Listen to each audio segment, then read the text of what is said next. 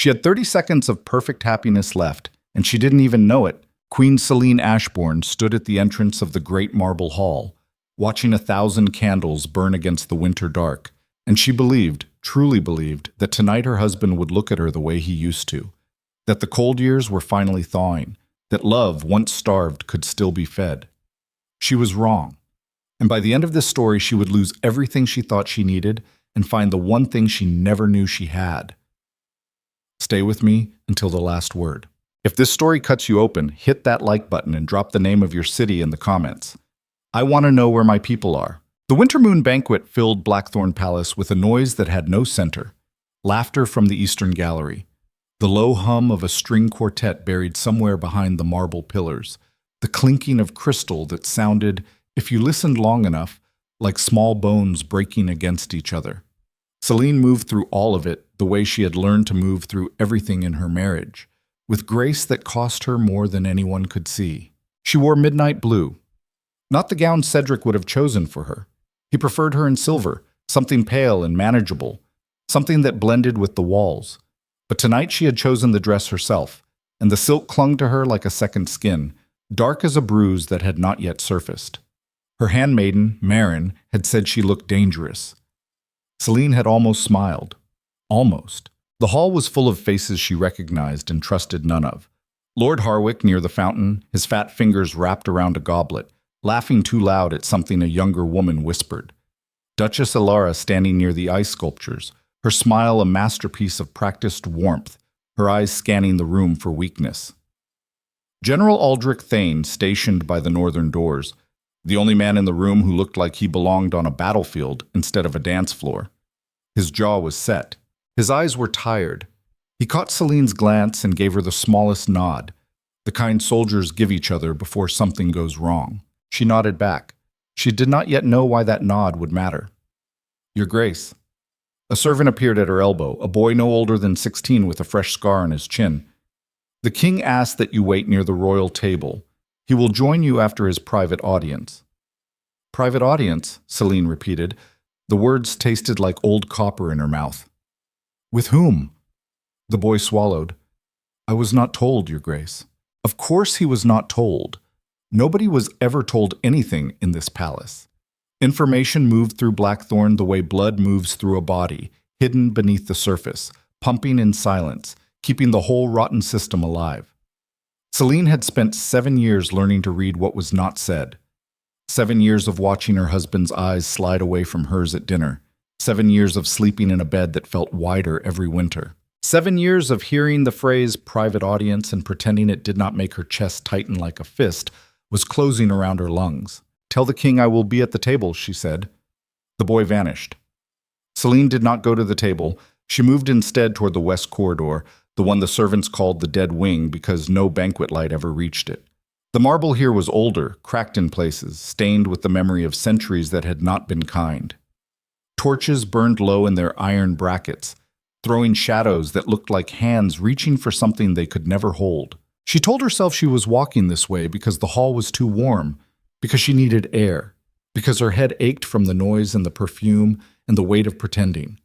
She lied to herself with the same skill she used to lie to the court. The truth was simpler and uglier.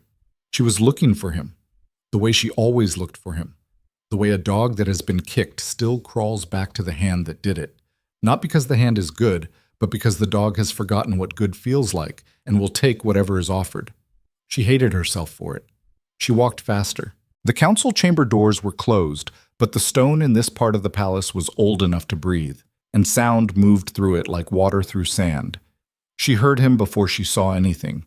That voice, the voice that had once told her she was the only steady thing in his unsteady world, the voice that had whispered her name on their wedding night like it was a prayer he had just learned and could not stop repeating. That same voice now, I will make you queen soon. Celine stopped walking. Her hand found the wall. The stone was cold and rough against her palm, and she pressed into it, pressed hard, as if the pain of the stone against her skin might cancel the pain of what she was hearing. Celine suspects nothing. A woman's laugh, low and warm and confident, the kind of laugh that has already won and knows it.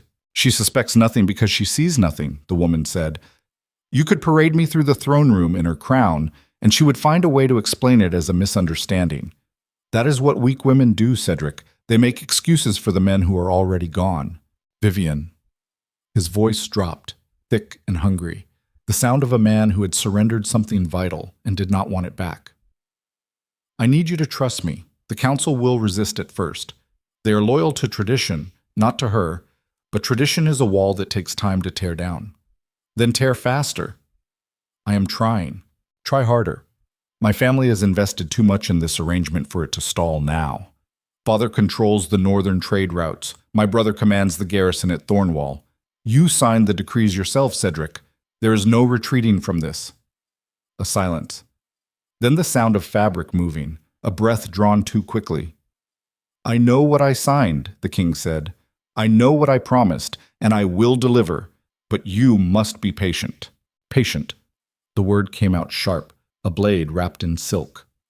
I have been patient for 2 years, hiding in shadows, sleeping in guest chambers while your queen walks the halls like she still matters. I am done being patient. Either you act or my family will act for you, and you will not enjoy their methods. Celine did not breathe. She stood in the corridor with one hand pressed flat against the stone and the other pressed flat against her own stomach, as if she could hold herself together by force. Her eyes were open, but she was not seeing the hallway. She was seeing 7 years. 7 years of wondering what she had done wrong. 7 years of adjusting herself, shrinking herself, bending herself into whatever shape she thought he needed. And now she understood with a clarity so sharp it drew blood that the shape he needed was not hers at all. It had never been hers. She had been furniture. Beautiful, expensive, well-maintained furniture that he kept in the room because removing it would cause too many questions. Something inside her chest broke. Not loudly, not dramatically. It broke the way ice breaks on a river when the spring comes, silently, from the inside out, and by the time anyone notices, the whole surface has already changed. She pulled her hand from the wall. She looked at her palm. There was a mark there, red and raw, where the stone had bitten into her skin. She stared at it for a long time. Then she turned and walked back toward the banquet hall, and her face was perfectly smooth, and her step was perfectly steady, and anyone who saw her would have said the queen looked well tonight. Anyone who saw her would have been wrong. The banquet lasted another 4 hours. Celine sat at the royal table and drank wine she could not taste, and ate food she could not swallow, and smiled at every lord and lady who came to pay their respects. Cedric appeared at some point, his collar slightly crooked, his cheeks flushed, his eyes carrying that particular brightness that Celine had once mistaken for happiness, and now recognized as the look of a man who has just left a room where he felt alive. "You look beautiful," he said as he sat beside her. "Thank you. Are you enjoying the evening?" "Very much." He reached for her hand under the table. She let him take it. His fingers were warm and dry, and they wrapped around hers with a tenderness that would have melted her a day ago, an hour ago, a lifetime ago. Now his touch felt like someone handling a possession they intended to sell. "I have a meeting with the council in the morning," he said. "Trade negotiations. Boring, I know." "Of course," she said. "You should rest early." He smiled. That smile. The one that used to be real, or at least she used to believe it was real, and now she could not tell the difference and wondered if she ever could. "You are a good wife, Celine." The words hit her like a slap delivered with an open hand, the kind that does not leave a mark but rings in the ears for days. A good wife. Not a good woman, not a good queen. A good wife. A function. A role. A thing that serves its purpose until it is replaced by a newer, shinier thing. She squeezed his hand back. "I try," she said. He excused himself an hour later. She watched him leave through the eastern gallery, and she noticed, because she was now looking with eyes that no longer flinched from what they saw, that he did not go toward the royal chambers. He went toward the guest wing where Vivian Marrow was housed. Celine finished her wine. She set the glass down with a click that sounded, in the growing quiet of the emptying hall, like a lock turning shut. Marin was waiting in the queen's chambers. The handmaiden was small and quick, built like a bird that has survived too many winters, all sharp bones and bright eyes, and a mouth that knew when to speak and when to shut itself. She had served Celine for 5 years, and she had never once repeated anything she heard inside these walls. You saw something, Marin said. She did not ask. She stated. Celine sat at her vanity and began removing the pins from her hair. One by one, they dropped onto the wooden surface like tiny surrenders. I heard something, Celine said. And? And it was worse than I imagined. Marin waited. She was good at waiting. It was one of the reasons Celine trusted her. Most people filled silence with noise because silence frightened them. Marin understood that silence was where truth lived, and she let it stay there until it was ready to speak. Cedric is going to remove me as queen. Celine's voice was flat. Not broken. Not tearful. Flat. The way a field looks after a fire has passed through it, empty and cauterized and strangely calm. He plans to crown Lady Vivienne Marrow in my place.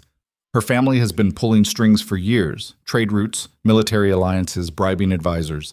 And Cedric signed off on every piece of it because he cannot think clearly when a beautiful woman tells him what he wants to hear. Marin's face did not change, but her hands, which had been folding a nightgown, stopped moving. What will you do? Celine looked at herself in the mirror. The face that stared back at her was the same face she had worn for 31 years. High cheekbones, dark eyes, a mouth that had been trained since childhood to form words that pleased and never cut. But something behind the face was different now. Something had shifted, the way the ground shifts before an earthquake, invisible to the eye, but felt in the bones. I do not know yet, she said, but I know what I will not do. What is that? I will not beg. Marin studied her for a long moment. Then she nodded, just once, and the nod carried more weight than 100 words. Good, she said. Begging never fed anyone. Sleep did not come that night. Celine lay in the dark with her eyes open, staring at the canopy above her bed. The same canopy she had stared at on her wedding night when everything was new and terrifying and full of the kind of hope that only the young and the stupid can sustain. She had been 24 then, young enough to believe that love could be built if both people committed to the building. Old enough to know, somewhere in the unlit corners of her mind, that she was marrying a man who had never built anything in his life that he did not eventually abandon. She thought about her father, Duke Ashbourne, a hard man, but not a cruel one. He had told her on the morning of her wedding, standing in the chapel garden with his hands behind his back and his jaw set the way men set their jaws when they are trying not to feel something, he had told her, "A crown does not make you powerful, Celine. Power is what you do when the crown is taken away." She had not understood him then. She understood him now. She thought about Vivienne. She had met her, of course. You could not avoid Vivienne Marrow at court. The woman was everywhere, a flash of copper hair and green eyes and a laugh that filled whatever room she entered like perfume, sweet at first, and then suffocating. She was beautiful the way a blade is beautiful, all edge and no mercy. And she was smart. Celine could admit that without flinching. Vivienne was smarter than Cedric, which was not a high achievement, but she was also smarter than most of the court, which was the Marrow family. Old blood, new ambition.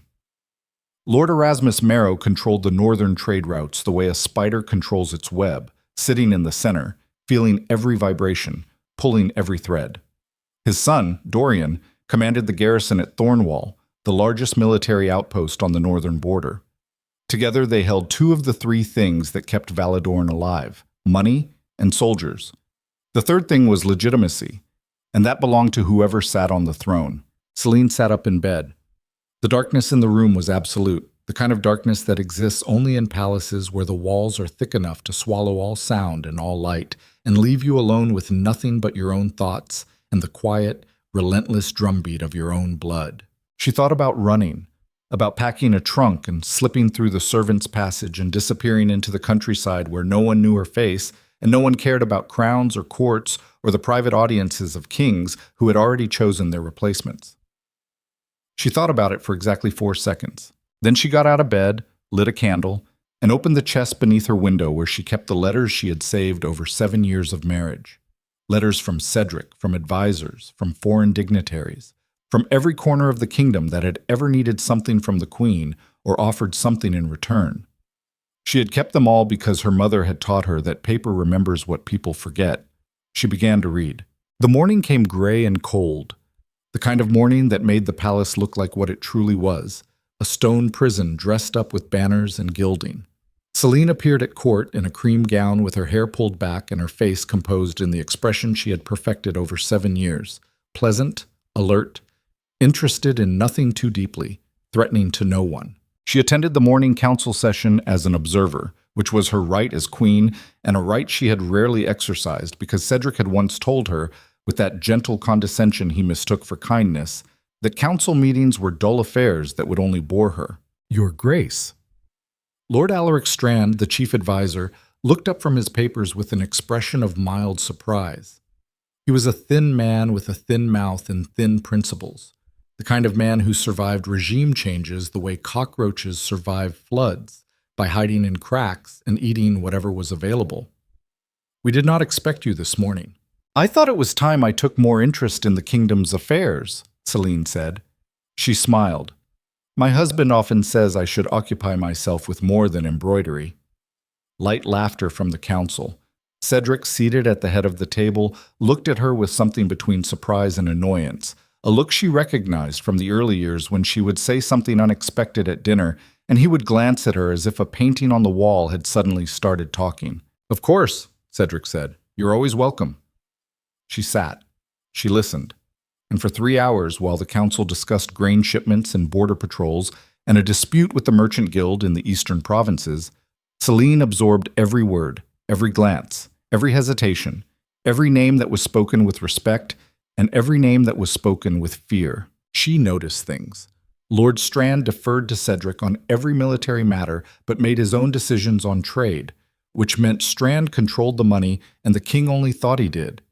General Thane spoke rarely, but when he spoke, the room fell silent, which meant the army respected the general more than the king. And when the name Marrow came up in connection with the Northern Supply contract, 3 of the 6 council members shifted in their seats, which meant they were already bought. 3 out of 6. Celine did the math in her head.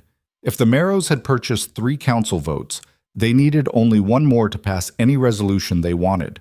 Cedric's vote was guaranteed. That meant the only things standing between Vivian and the throne were Lord Strand, who was loyal to his own survival, and General Thane, who was loyal to something older and harder to name. After the session, Celine walked the palace grounds. The winter garden was a skeleton of itself, all bare branches and frozen earth. But she walked it anyway because the cold kept other people away and she needed to think without performing. A figure fell into step beside her. She did not need to look to know who it was. "General Thane?" "Your Grace." His voice was rough, the voice of a man who had spent 30 years shouting orders across open fields. He walked the way he spoke, direct, with no wasted motion. "You have never attended a council meeting before." "I have never needed to before." A pause. The crunch of their boots on the frozen gravel was the only sound. "Something has changed," Thane said. It was not a question. Celine stopped walking. She turned to face him. Aldrich Thane was not a handsome man. His face was weathered, scarred along the jaw from a border skirmish 20 years past, and his eyes were the color of iron left out in the rain. But he was the only person in the palace who had never lied to her, and she knew this because he had never said anything designed to make her feel better. "How long have the Marrows been bribing the council?" she asked. Thane's eyes narrowed, not in surprise, in calculation. He was measuring her, the way a soldier measures a new recruit, looking for the weakness that will get them killed. 2 years, he said, maybe longer. Hard to say when the money started because they are good at making it look like legitimate contracts. And Cedric? The king signs what they put in front of him. Whether he understands what he is signing is a question I stopped asking a long time ago. Why did you not bring this to me? Thane's mouth tightened. For a moment, something moved behind his iron eyes, something that might have been regret. Because until today, I was not sure you wanted to know. The words landed hard, not because they were cruel, but because they were true. Celine had spent 7 years choosing not to see. She had made that choice every morning when she woke in an empty bed and told herself that Cedric was simply busy. She had made that choice every evening when he returned from his private audiences with his collar crooked and his excuses thin, and she had smiled and said nothing because saying nothing was easier than admitting that her entire life was built on a foundation of polite self-deception. I want to know now, she said. Thane studied her for a long moment. Then he reached inside his coat and pulled out a folded piece of paper, creased and worn, as if it had been carried for a long time by a man who was waiting for the right moment to hand it over. "This is a list," he said. "Names, transactions, dates.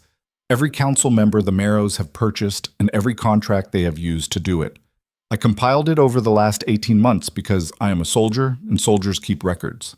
Celine took the paper. It was warm from his body heat. "Why are you giving this to me and not the king?" Thane looked at her with an expression she had never seen on his face before. It was not pity. It was not sympathy. It was something harder and more useful than both. It was respect. "Because the king is the problem, Your Grace, and you are the only person in this palace who still has the authority and the reason to fix it." He turned and walked away without waiting for her response. His boots crunched on the gravel in a rhythm that sounded like a countdown. Celine unfolded the paper. She read it standing in the frozen garden, her breath making small white ghosts in the air, and as she read, the last fragile thread of who she had been for 7 years snapped quietly and fell away like dead skin from a wound that was finally ready to heal. That evening she summoned Marin. "I need you to do something for me," Celine said, "and I need you to tell no one." Marin's sharp eyes found Celine's face and held there. "Name it." "There is a woman in the eastern quarter of the city, a bookkeeper named Lorna Grieve. She used to work for the royal treasury before Lord Strand removed her 3 years ago. I need you to find her and bring her to the palace through the servants' entrance, after midnight. Tell her the queen requires her expertise." "Expertise in what?" "In following money to the place it does not want to be found." Marin did not smile, but something in her face shifted, a brightness, a sharpness, the look of a woman who has been waiting for orders worth following.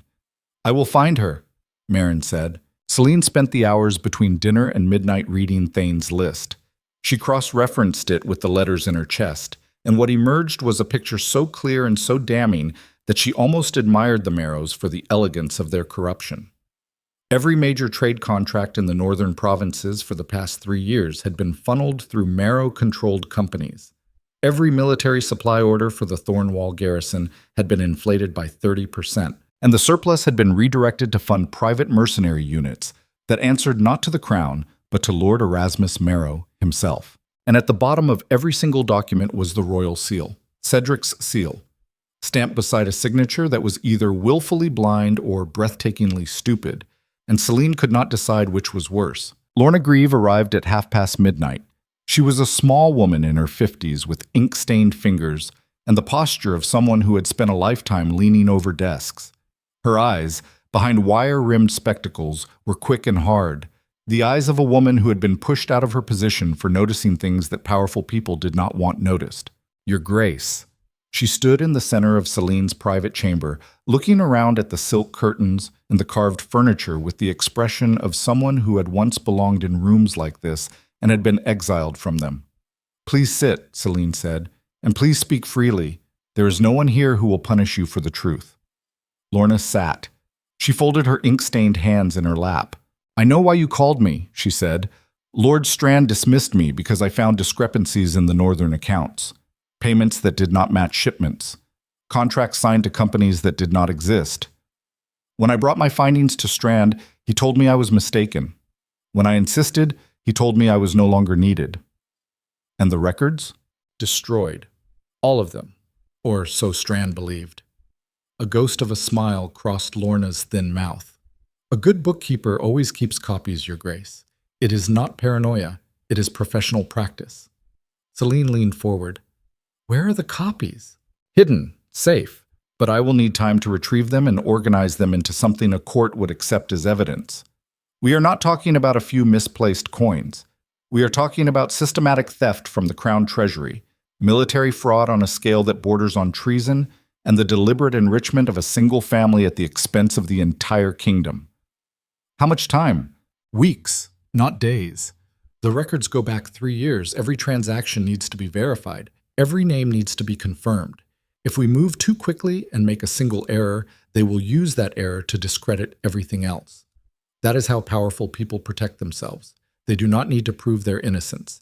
They only need to prove that you were sloppy." Celine nodded slowly.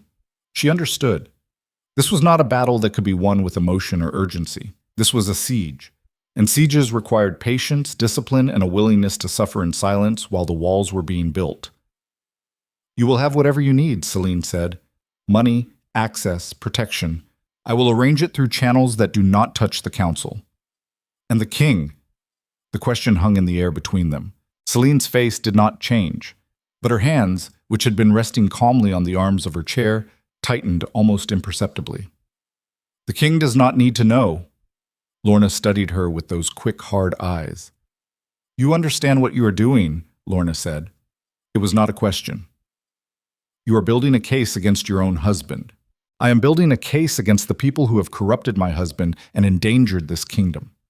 If my husband is caught in the same net, that is a consequence of his choices, not mine. Something changed in Lorna's expression.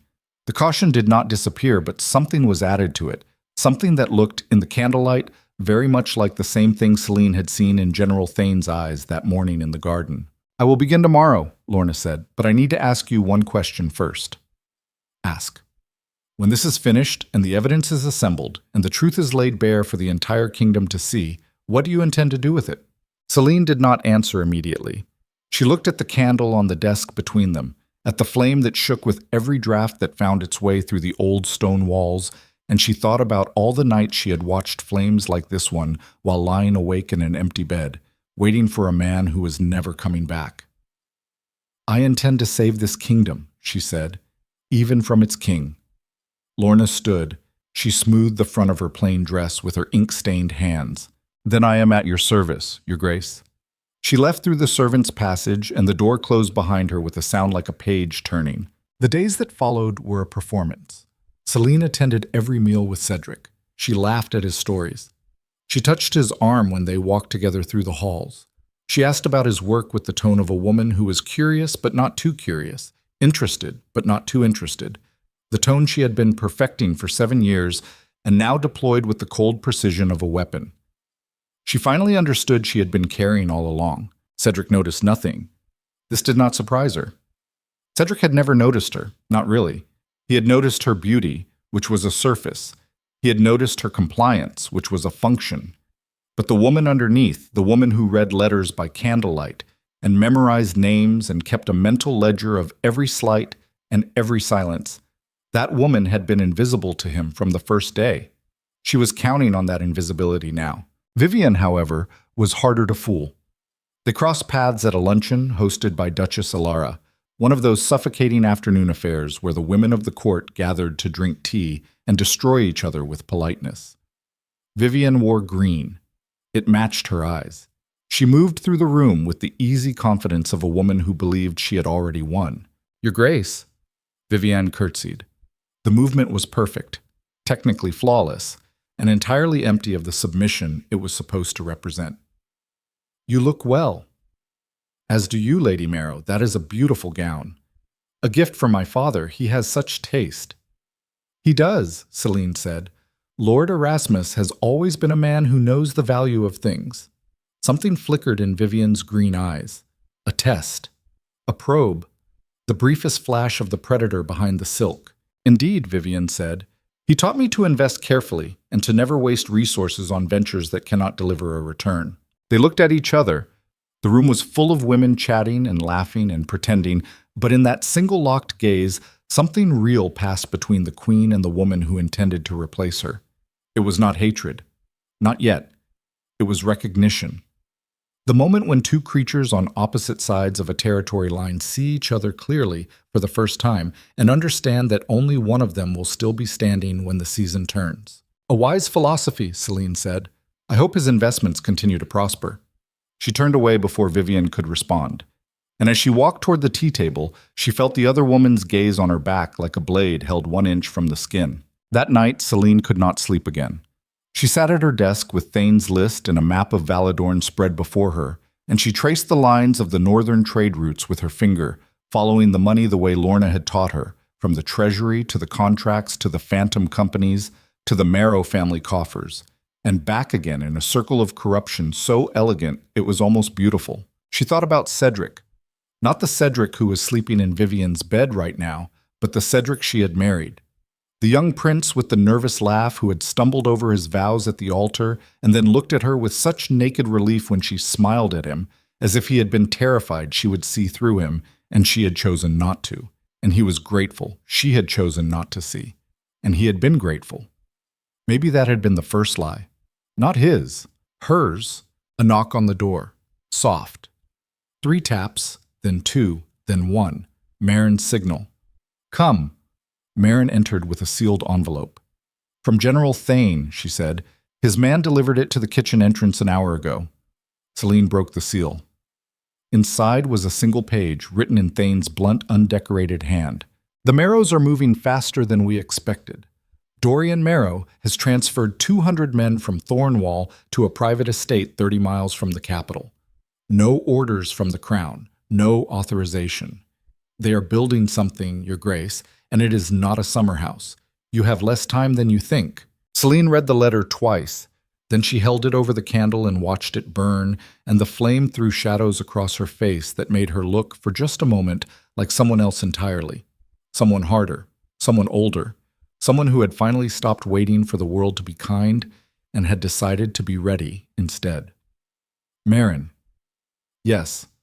I need to meet with General Thane again. Tomorrow morning, the Winter Garden, same time.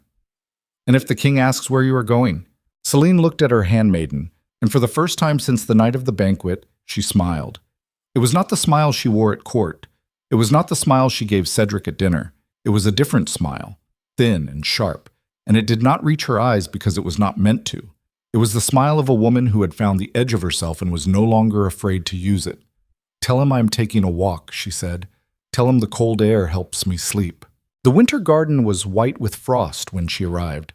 The branches of the old elm trees were glazed with ice, and every step she took left a dark print on the frozen ground, a trail that anyone could follow if they knew where to look. Thane was already there. He stood with his back to the stone wall, his hands behind him, his breath rising in pale clouds. He looked like a man who had not slept. 200 men, Celine said without preamble. Private estate. No crown authority. 300, Thane corrected. My count was wrong. Another 100 moved last night. They are not soldiers in the formal sense. Mercenaries, sellswords, men who fight for coin and ask no questions about who is paying. Where did the Marrows find them? The border wars produced a surplus of men who know how to kill and nothing else. The Marrows have been collecting them for months, housing them in small groups across the countryside, moving them slowly so no single movement looks threatening. And their purpose? Thane's iron eyes met hers. I have a theory, he said, but you are not going to like it. I have not liked anything I have heard in the past 5 days. Continue. The Royal Succession Assembly is in 3 weeks. Every noble house in Valadorn is required to attend. The entire court will be inside the throne room. If the Marrows position their men around the palace, not inside it, just close enough to respond to a signal, they would have the ability to enforce any decision made inside that room. If Cedric announces your removal and the court resists, the Marrows could seal the city within hours. Celine stared at him. You are describing a coup. I'm describing insurance. The Marrows are not stupid enough to stage an open military takeover. That would unite every noble house against them. But if the king himself makes the announcement, and the Marrows are simply there to ensure a smooth transition, most of the court will fall in line. People are remarkably good at accepting tyranny when it arrives wearing a smile in a legal document. The wind picked up. The ice on the branches above them cracked and fell in tiny shards that glittered in the pale morning light like broken glass. 3 weeks, Celine said. 3 weeks. She looked at the garden around her, the dead branches, the frozen earth, everything dormant, everything waiting. Then we have 3 weeks to build something they did not see coming. Thane's expression shifted. Something in it that might have been admiration, might have been worry, might have been the simple recognition of a man who has fought many battles watching someone step onto a battlefield for the first time, and understanding that this person, was not going to run. What do you need from me? He asked. Everything, she said. I need to know which noble houses are still loyal to the crown. Not to Cedric. To the crown. I need to know which military commanders will follow your orders if the time comes to act. I need to know every door in this palace, every passage, every weakness in the walls, and I need to know it before the assembly. That is a lot of trust to ask of a soldier. I am not asking for trust, I am asking for duty. You swore an oath to protect this kingdom, General. Not the king, the kingdom. And right now, Those are not the same thing. Thane was quiet for a long time. Then he reached inside his coat and pulled out another piece of paper. This one was not a list, it was a map. A detailed military map of the capital, the palace, and the surrounding countryside, annotated in Thane's careful hand with positions, routes, and the names of men he trusted. "I have been preparing this for 6 months," he said, "in case someone finally asked." Celine took the map. Her hand did not shake. "Someone is asking." He nodded. Then he turned to leave and stopped. "Your Grace." "Yes, there is something you should know. When the assembly comes and when you stand before the court, you will not be fighting Vivian. Vivian is the blade, but the hand that holds her belongs to Lord Erasmus, and Erasmus Marrow has never lost a political battle in his life." "Then it is time someone taught him what losing feels like." Thane looked at her for one more moment. Then he walked away through the frozen garden, and his footsteps disappeared behind her, and Celine stood alone in the white silence with a map in one hand and a list in the other, and the cold burning against her cheeks like a promise she had made to herself and intended to keep. That night, she went to dinner. She sat beside Cedric. She touched his hand. She laughed at his joke about the wine. She asked about his day. And the whole time, beneath the table, pressed against her thigh, she carried the map that would undo him. 3 weeks. 21 days. 504 hours. Not enough time for grief, just enough time for war. And far down the corridor, past the banquet hall, past the marble pillars and the burning torches and the sleeping servants who heard nothing, the door to the council chamber opened and a figure slipped inside and a candle was lit and a voice that Celine did not know and had never heard spoken to the darkness. "Tell Lord Erasmus the Queen attended the council meeting today. She is paying attention now. Move the timeline forward. We do it in 2 weeks." The candle went out. The darkness answered nothing. And somewhere in the palace, in a room she had claimed as her own, Celine Ashbourne lay awake with her eyes open and her heart steady and her mind turning like a blade on a whetstone. And she did not know that the clock had just been cut in half, and the war she thought she had 3 weeks to prepare for was already closer than the sound of her own breathing. The candle in Celine's chamber had burned down to a stub of wax and a thread of smoke when Marin came through the door without knocking. That was the first sign something had gone wrong. Marin always knocked. 3 taps, 2, 1. It was their language, their code, the rhythm that meant the world outside was still holding its shape. No knock meant the shape had broken. "They moved Lorna," Marin said. Her breath was short. She had been running. Marin never ran. 2 men came to her boarding house an hour before dawn. Not soldiers, not city watch. Private men, no insignia. They put her in a carriage and took her north. Celine was already standing. She had not been sleeping. She had not slept more than 2 hours at a stretch since the night of the banquet, and her body was beginning to show it, dark hollows under her eyes, a tremor in her hands that she could only control by pressing them flat against hard surfaces. She pressed them now against the desk. "North," she said, "toward the Marrow estates." "Yes." "Is she alive?" "I do not know. My contact in the eastern quarter saw the carriage leave but could not follow. The streets were cleared. Whoever did this had people watching the entire block." Celine closed her eyes. Behind the darkness of her lids, she saw Lorna's ink-stained fingers spread across the desk, the careful way she had turned each page, the quiet precision of a woman who understood that numbers were not abstractions, but evidence, each one a small hard truth that powerful people would kill to keep buried. "Did they find the copies?" Celine asked. "I do not know that either." "Then we assume the worst and work from there." She opened her eyes. The room was cold. The fire had died hours ago and neither of them had noticed. Celine's breath hung in the air like a question she was not ready to answer. "How did they know about her?" Celine said. It was not a question for Marin. It was a question she was asking the walls, the shadows, the palace itself, because the palace had ears, and she had known this from the beginning and had been careful, so careful, and it had not been enough. Marin stood very still. Her small body was rigid, her bird-sharp face pulled tight with something that was not fear, but was close enough to be its neighbor. "Someone is watching you," Marin said. "Not Cedric. He does not have the attention span.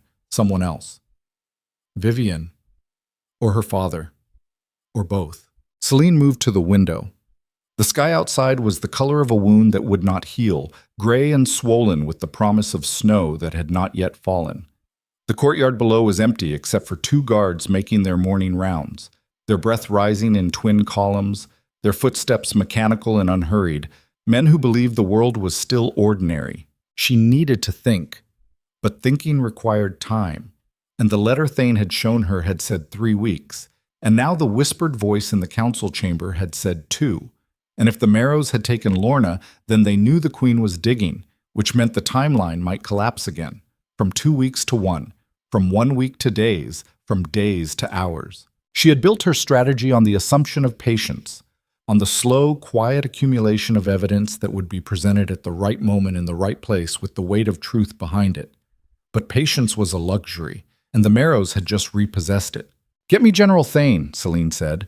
"Not through messages, not through intermediaries. Go to the barracks yourself. Tell him in person. Tell him to meet me in the chapel crypt at midday. Nobody goes there. The dead keep better secrets than the living." Marin left without another word. Celine stood alone in the cold room and felt the silence press against her like water rising around a woman who has chosen not to swim. She could feel the old instinct pulling at her, the instinct that had governed her for 7 years. The voice that said, bend, accommodate, wait, survive by making yourself small enough that the storm passes over you instead of through you. That voice had kept her alive in this palace. It had kept her sane in a marriage that was a performance.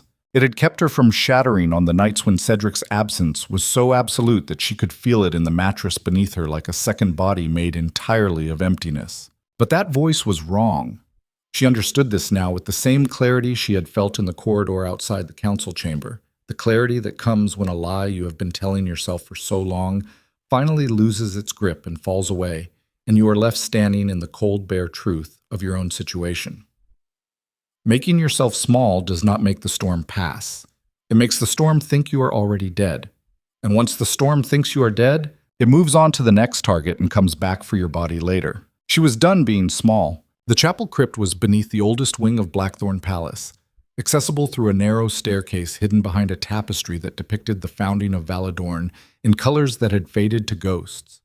The air below was cool and damp and smelled of stone that had been breathing in the dark for 300 years. Celine descended the stairs with a candle in one hand and the map Thane had given her folded inside her bodice, pressed flat against her ribs where it crinkled with every step like a second heartbeat. Thane was already waiting. He stood among the stone tombs of dead kings and queens, his hands clasped behind his back, his face unreadable in the guttering light. There was someone with him. A woman Celine did not recognize, tall, broad-shouldered, with close-cropped gray hair, and the bearing of someone who had spent their life in rooms where decisions about life and death were made. "Your Grace," Thane said, "this is Commander Britta Voss. She commands the palace guard. Every soldier inside these walls answers to her." Britta Voss did not bow. She did not curtsy. She stood straight and looked Celine directly in the eyes, which was either a sign of disrespect or a sign that she was too old and too tired for performances. "I know who she is," Celine said. "I have seen you at the gate rotations." "And I have seen you at the windows," Britta said. Her voice was low, gritty, the sound of gravel under boots. "Watching the courtyard, counting the guards. I notice because nobody else in this palace watches anything except their own reflection. You are observant. It is my job. Your Grace, General Thane tells me you believe the Marrows are positioning mercenaries near the capital. I can confirm this. My scouts have reported unusual movement on the North Road for the past week. Small groups, armed, moving at night. How many? My best count is 400, possibly more. They are using the old hunting lodges as staging points, spread out enough to avoid attention, close enough to converge on the city in less than a day. Celine set her candle on the lid of a stone tomb. The flame threw their 3 shadows against the crypt walls, long and distorted, like the silhouettes of people who had not yet decided what shape they would take. "The assembly is in 2 weeks, Celine said. Then she corrected herself. It was 2 weeks. I have reason to believe the Marrows have accelerated their plan. It may be sooner." Thane's jaw tightened. "How much sooner?" "I do not know. They took Lorna Grieve last night, my bookkeeper, the woman who was compiling the financial evidence against the Marrow family. If they have her, they know I am building a case. And if they know that, They will not wait for me to finish it. A silence settled over the crypt, the kind of silence that exists only underground, heavy and absolute. The silence of earth pressing down on stone, pressing down on bones, pressing down on secrets that the living carry for the dead. Britta spoke first. Then we are not preparing for a political maneuver. We are preparing for a fight. We are preparing for both, Celine said. The Marrows will try to keep this legal. That is their strength. They want the king to make the announcement, the court to accept it, and the mercenaries to enforce it if anyone objects. If we can expose the corruption before the announcement, the court turns against them. If we cannot, we need the ability to hold the palace until the truth comes out. Hold the palace against 400 armed men with a garrison of 60, Britta said.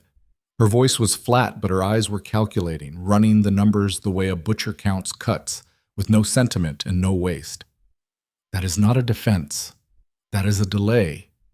How long a delay? Depends on the walls. Depends on the men. Depends on whether they bring siege equipment or try to storm the gates. If they come hard and fast, we hold maybe a day. If they try to starve us out, we hold a week. Maybe more if we seal the wells and ration the stores. A day might be enough, Thane said. If we can get word to the eastern garrisons. Lord Marshal Graves commands 2,000 men at Redstone Keep. He is loyal to the crown. Not to the king, not to the Marrows, to the institution. If he receives word that the palace is under siege by unauthorized forces, he will march.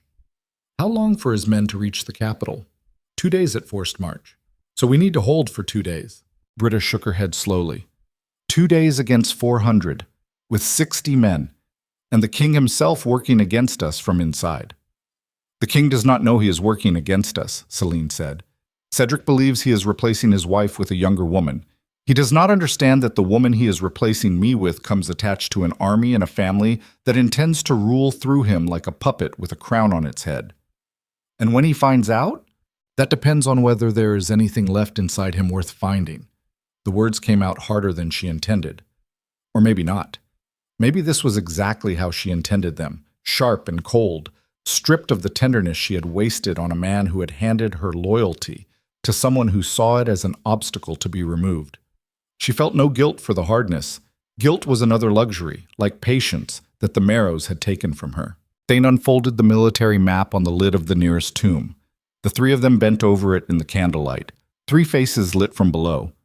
3 people who had no reason to trust each other except that the alternative was trusting no one and waiting to be destroyed. The palace has 4 entry points, Thane said, tracing the lines with his finger. Main gate, east service entrance, west corridor access, and the garden postern. The main gate is the strongest, iron-reinforced oak 6 inches thick. It will hold against a battering ram for hours. The east and west entries are weaker but narrow, 2 men abreast at most, easily defended. The postern? Britta asked. The postern is the problem. It opens onto the winter garden. No wall, no fortification, just a low hedge and a gravel path. Anyone who reaches the garden can walk straight into the palace. Then we close it, Celine said. Brick it up. Tomorrow. The king will notice, Thane said. Tell him it is a repair. Water damage from the frost. He will not question it. He never questions the things that do not interest him. Britta looked at Celine with something that was not quite respect but was moving in that direction, the way a river moves toward the sea, slowly and without the ability to reverse course. You have done this before, Britta said. I have managed a household in a palace full of people who wanted things from me for 7 years. The skills are more similar than you would think. They spent the next hour building a plan. Thane would ride to Redstone Keep himself, in disguise, to deliver the message to Lord Marshal Graves in person. No letters, no messengers, nothing that could be intercepted. He would leave that night and return in 3 days. Britta would begin quietly reinforcing the palace defenses, rotating her most trusted soldiers into key positions, stockpiling weapons in locations that would not draw attention. Celine would continue her performance as the obedient queen, buying time with smiles and compliance while the walls around her hardened. One more thing, Celine said as they prepared to leave. The financial evidence? Lorna may be gone, but she told me she kept copies in multiple locations. She was too careful to put everything in one place. I need someone who can find those copies before the Marrows do. I know someone, Britta said. A woman named Petra Locke. She was a royal investigator before Strand's office was restructured. She has the skills, and she has no love for the Marrows. Can she be trusted? She can be trusted to hate the right people. In my experience, that is more reliable than loyalty. Celine almost smiled. Almost. Bring her to me. Tonight. They dispersed through separate exits, Thane up the main staircase, Britta through a service tunnel that connected the crypt to the guard quarters. Celine back through the tapestry passage, emerging into the upper corridor with her candle extinguished and her face arranged in the mask of a queen who had simply gone for a walk. She was halfway to her chambers when she heard footsteps behind her. Measured, deliberate, the footsteps of someone who wanted to be noticed. Celine. She turned. Cedric stood in the corridor. He was dressed for riding, tall boots, a heavy cloak, the leather gloves he wore when he wanted to look like a man of action instead of the man of inaction he had always been. His face was composed in the expression he used when he wanted something, warm eyes, slight smile, the ghost of the boy she had married floating just behind the surface of the man he had become. "Where have you been?" he asked. "Marin said you were walking." I was. The lower galleries. I've been meaning to see the old portraits for months. The light down there is better in the morning. You have been spending a lot of time alone lately. Have I? The servants talk. Servants always talk. That is the one reliable thing about a palace. He moved closer, close enough that she could smell him, leather and clove oil and something underneath that she recognized with a sick lurch in her stomach as Vivienne's perfume, faint but present, clinging to his collar the way the woman herself clung to his ambition. "I want you to know something," Cedric said. His voice dropped, the way it always dropped when he was about to deliver a lie dressed as intimacy. "The next few weeks may be difficult. There are changes coming, political changes. I cannot explain everything yet, but I need you to trust me." The word trust came out of his mouth and landed between them like a coin dropped on stone. Celine looked at it. She felt the weight of it. She measured the distance between what the word meant and what the man who spoke it intended, and the gap was so wide she could have driven a carriage through it. "I have always trusted you, Cedric." He reached for her hand. She gave it to him. His fingers closed around hers, and she noted with the precision of a woman who has learned to catalog every sensation as evidence that his grip was tighter than usual. Not affectionate, controlling. The grip of a man who is holding something he knows is about to slip away. "Good," he said. "That is all I need." He kissed her forehead. His lips were dry and warm, and the contact lasted exactly 2 seconds, she counted, and then he turned and walked toward the east wing, his boots marking a steady rhythm on the marble, and she watched him go with eyes that were dry and clear and utterly, entirely finished. She found Marin in the servants' hall, overseeing the midday linen rotation with the brisk efficiency of a woman who understood that control over small things was practice for control over large ones. "He knows something," Celine said quietly, falling into step beside her. "He knows you're changing. He may not know what it means yet. How much time does that buy us?" Cedric is a man who avoids uncomfortable truths the way most people avoid bad weather. He will wait until it is raining on his head before he admits the sky has changed. Days, maybe. A week, if we are fortunate. We are not fortunate. We are prepared. There is a difference. Marin looked at her. In the half-light of the servants' corridor, her sharp face softened for just a moment, and something passed between the two women that was not spoken and did not need to be. The recognition that they had crossed a line together, and the land on the other side of that line, was not safe, but it was honest. And after 7 years of safety bought with dishonesty, honesty felt like the closest thing to freedom either of them had known. Petrolok arrived at the palace that evening through the kitchen entrance. She was not what Celine expected. Where Lorna had been small and careful and precise, Petra was tall and angular, with sharp cheekbones and hands that moved when she talked like birds that could not settle on a branch. Her clothes were plain but clean, her hair pulled back in a knot that said she had better things to do than worry about appearances, and her eyes were the pale gray of winter sky over stone, restless and unforgiving. "Commander Voss tells me you need someone to find what Lorna Grieve hid," Petra said without preamble. She did not sit. She stood in the center of Celine's chamber and looked around at the furnishings with the cool appraisal of someone who had been in many rooms she did not belong in and had survived all of them. "Can you find it?" "If it exists, I can find it." Lorna was methodical. She would not have stored sensitive documents randomly. She would have used the system she always used, which is? Lorna filed everything in triplicate, one copy in her personal possession, one copy with a trusted third party, one copy hidden in a location that only she knew. The Marrows have her personal copy now, or will have it soon. The third-party copy is the one we need. Do you know who the third party is? I have a guess. Lorna's former assistant at the Treasury, a clerk named Edwin Hale. He was dismissed at the same time she was, for the same reasons. He runs a print shop in the merchant quarter now. Quiet man. Good memory. The kind of man who keeps things for other people because keeping things is how he shows love. Celine studied the woman in front of her. There was a hardness to Petra that went beyond professional competence.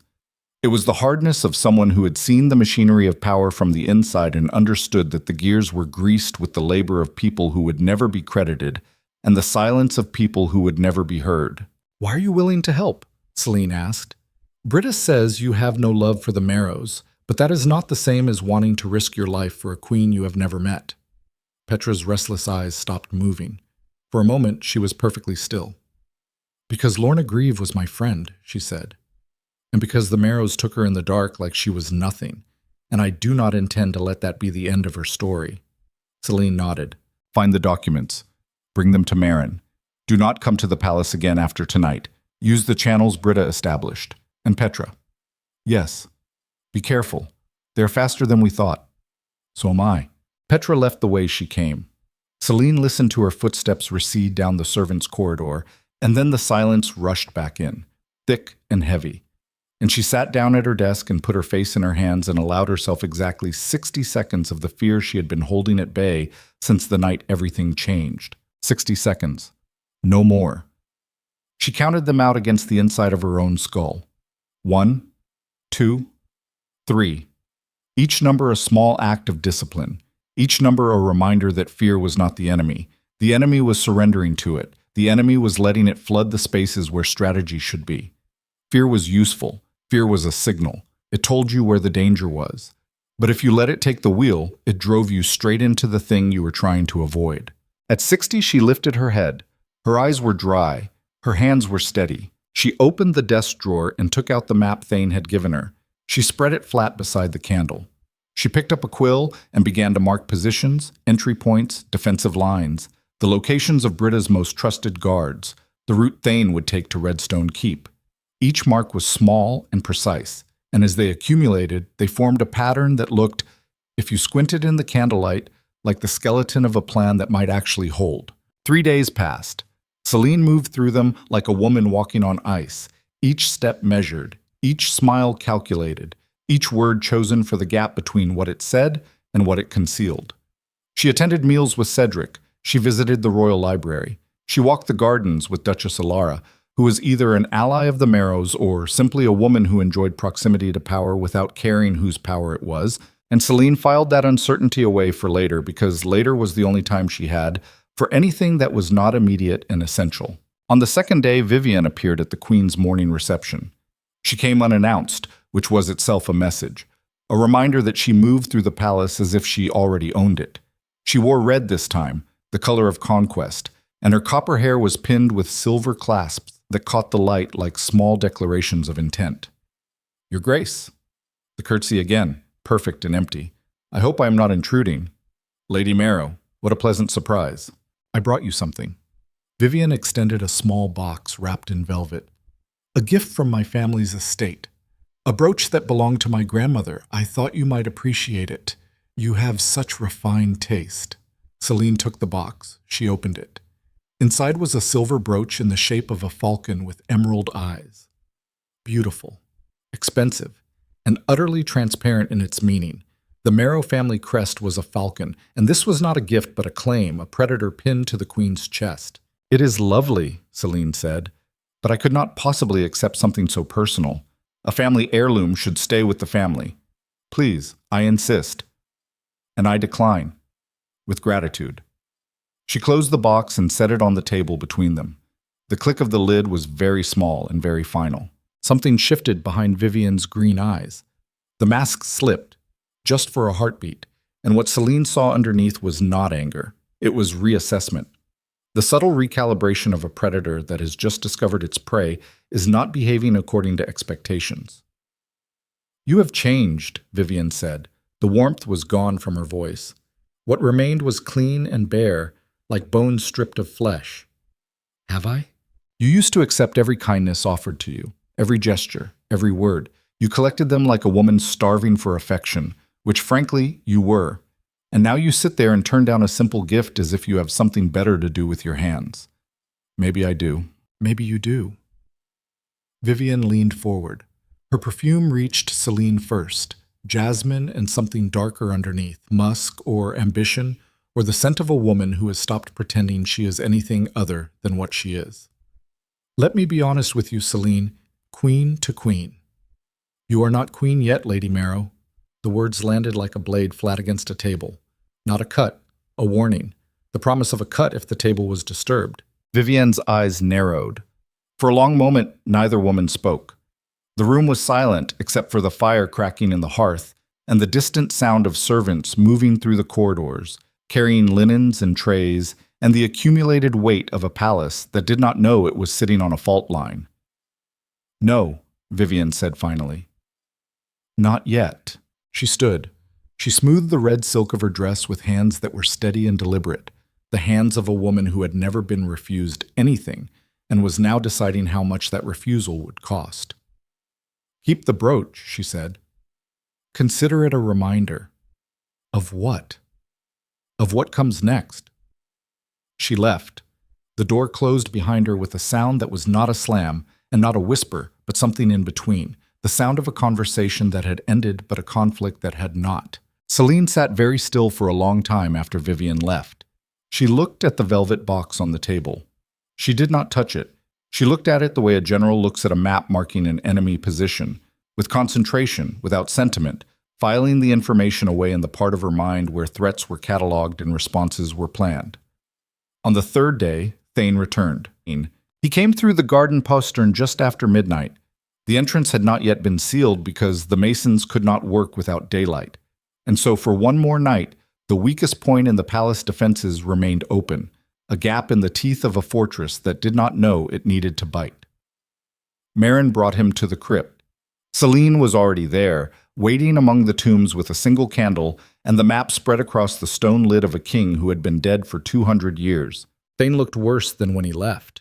His face was drawn, his riding clothes streaked with mud, and his eyes carried the flat, hard look of a man who has ridden through bad news and arrived carrying worse. "Lord Marshal Graves will come," he said, "but not immediately." "Why?" "He requires proof. He will not march 2,000 men to the capital on the word of a general and the suspicion of a queen. He respects us both, but he answers to the military code, and the code requires documented evidence of treason before forces can be mobilized against a noble house." Evidence. The word tasted like ash. The evidence is in Lorna's files, which the Marrows may already have, which Petra may or may not be able to recover. "I know. So we are waiting on a woman we met 3 days ago to find documents that may no longer exist, in order to convince a man 30 miles away to bring an army that will arrive 2 days after we need it. Is that the plan?" "That is the situation," Thane said. "The plan is what we build around it." Celine pressed her palms flat on the map. She could feel the stone underneath the paper, cold and unyielding, and she pressed harder, as if she could transfer the stone's solidity into her own bones. "What about the palace itself? If we cannot get Graves to march before the assembly, can we hold?" "Britta has repositioned 30 of her best soldiers into the inner keep. The postern will be sealed by tomorrow. The main gate has been reinforced with additional iron bracing. She has moved weapons caches to 3 locations inside the palace. 60 soldiers against 400 mercenaries. Yes. Those are not odds. Those are a death sentence. They are a holding action, and holding actions have won wars before, when the people doing the holding had something worth dying for." Celine looked at him across the tombs of dead monarchs. In the candlelight, his scarred face looked carved from the same stone that surrounded them, ancient and immovable and patient in the way that mountains are patient, which is to say, not patient at all, but simply too large to be moved by anything smaller than time. "Is that what you have, General? Something worth dying for?" "I have a kingdom that deserves better than what it is getting." Whether that is worth dying for depends on who you ask. I am asking you. Thane held her gaze. In the silence between them, the candle flame shivered, and the shadows on the crypt walls leaned closer, as if the dead were listening. Yes, he said. It is. The next morning brought a message from Petra, smuggled into the palace inside a sack of flour, delivered to the kitchen. Marin found it, rolled tightly and tucked into the fabric of the sack, and brought it to Celine's chamber still dusted with white powder. The message was brief. Edwin Hale has the copies. He is frightened but willing. I need 2 more days to organize the documents into presentable form. The evidence is more damning than we hoped. Military contracts, treasury diversions, and something else. I will explain when we meet. Do not send anyone to the print shop. They are watching it. I will find another way. Celine read the message 3 times. Then she burned it, as she burned everything, and watched the paper curl and blacken and turn to ash. Something else. The 2 words nagged at her like a stone in a boot. What had Lorna found that went beyond military contracts and treasury diversions? What was worse than systematic theft and unauthorized armies? She did not have to wait 2 days for the answer. She had to wait 1. Petra's second message arrived that evening, delivered not by the flour sack method, but by Petra herself, who appeared at the garden postern just before it was sealed, breathing hard, her angular face tight with something that was not fear, but was close enough to share a border with it. Marin brought her through the servants' tunnels to the crypt. Celine and Britta were waiting. Thane was positioned at the upper staircase, watching the corridor. Petra laid a leather satchel on the tomb lid next to the map. She opened it and spread its contents across the stone. A stack of papers, each one covered in Lorna's meticulous hand, annotated in the margins with dates and reference numbers, and the occasional notation in red ink that meant this is the part that will destroy them. The financial evidence is solid, Petra said. 3 years of diverted funds, phantom companies, inflated military contracts, bribes paid to 3 council members, enough to charge Lord Erasmus Marrow with treason and have him hanged twice over. And the something else? Celine asked. Petra pulled a single sheet of paper from the bottom of the stack. She placed it in front of Celine. Lorna found this in the secondary records. It is a land transfer agreement signed 6 months ago, transferring ownership of the Thornwall border territory to Lord Erasmus Marrow, not leased, transferred, permanently, in exchange for military protection services that the Crown never authorized. Celine read the document. Her eyes moved down the page line by line, and with each line she felt the temperature in the crypt drop another degree. Though the temperature had not changed, it was her blood that was cooling. This is signed by the king, she said. Yes. Cedric transferred sovereign territory to a private citizen. Yes. This is not corruption. This is the sale of the kingdom. Silence. The word sale hung in the air of the crypt, like the name of a disease no one wanted to speak aloud. Britta broke the silence first. If this reaches the court, the king will not just be embarrassed. He will be charged with treason himself. I know, Celine said. You understand what that means. If the king is guilty of treason, the crown is vacant. The succession becomes a war. I know. And you are still going to use this. Celine looked at the document. Cedric's signature. The signature she had watched him practice before their wedding, sitting at his desk with ink on his fingers, trying to make the letters look authoritative and only managing to make them look anxious. She had loved those anxious letters once. She had loved the man who wrote them. She set the document down. I'm going to use this, she said, because the alternative is letting a man who sold his own kingdom continue to wear its crown. And I will not do that. Not for love, not for duty, not for anything. She looked at each of them in turn. Thane at the staircase, Britta against the wall, Petra standing over the scattered evidence with her restless hands finally still. And Marin, always Marin, standing in the shadows with her sharp eyes missing nothing. We present this at the assembly, Celine said. All of it. The financial records, the military evidence, and this. She touched the land transfer with one finger. We present it before Cedric can make his announcement, before the Marrows can position their forces, before anyone in that room has a chance to choose a side. And if they choose the wrong one, Britta asked, then we hold the palace until Graves arrives. And we hope that 2,000 soldiers and the truth are enough to outweigh 400 mercenaries and a lie. It was not a plan built on certainty. It was a plan built on the refusal to accept the only alternative, which was surrender. And surrender, Celine had learned, was not a single dramatic moment. It was a series of small concessions, each one barely noticeable, each one taking a piece of something you did not know you had until it was gone. And by the time you noticed, you were standing in the ruins of a life you had dismantled with your own hands. She gathered the documents. She placed them in the satchel. She closed the clasp. "The assembly convenes in 9 days," she said. "We use every one of them." She climbed the crypt stairs with the satchel pressed against her chest. The tapestry fell back into place behind her, and the corridor was empty, and she walked toward her chambers with the weight of a kingdom's evidence against her ribs, and the knowledge that in 9 days she would stand before the court and either save the throne or burn it down. She was almost to her door when she heard the voice. "You were in the crypt."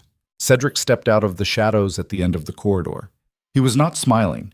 His arms were at his sides, and his face carried an expression she had never seen on him before, something cold and watchful, the face of a man who has just realized that the furniture has started moving on its own. "I was praying," she said. The lie came easily. Lies always came easily in this palace. The air itself was made of them. "You do not pray, Celine. You have never prayed.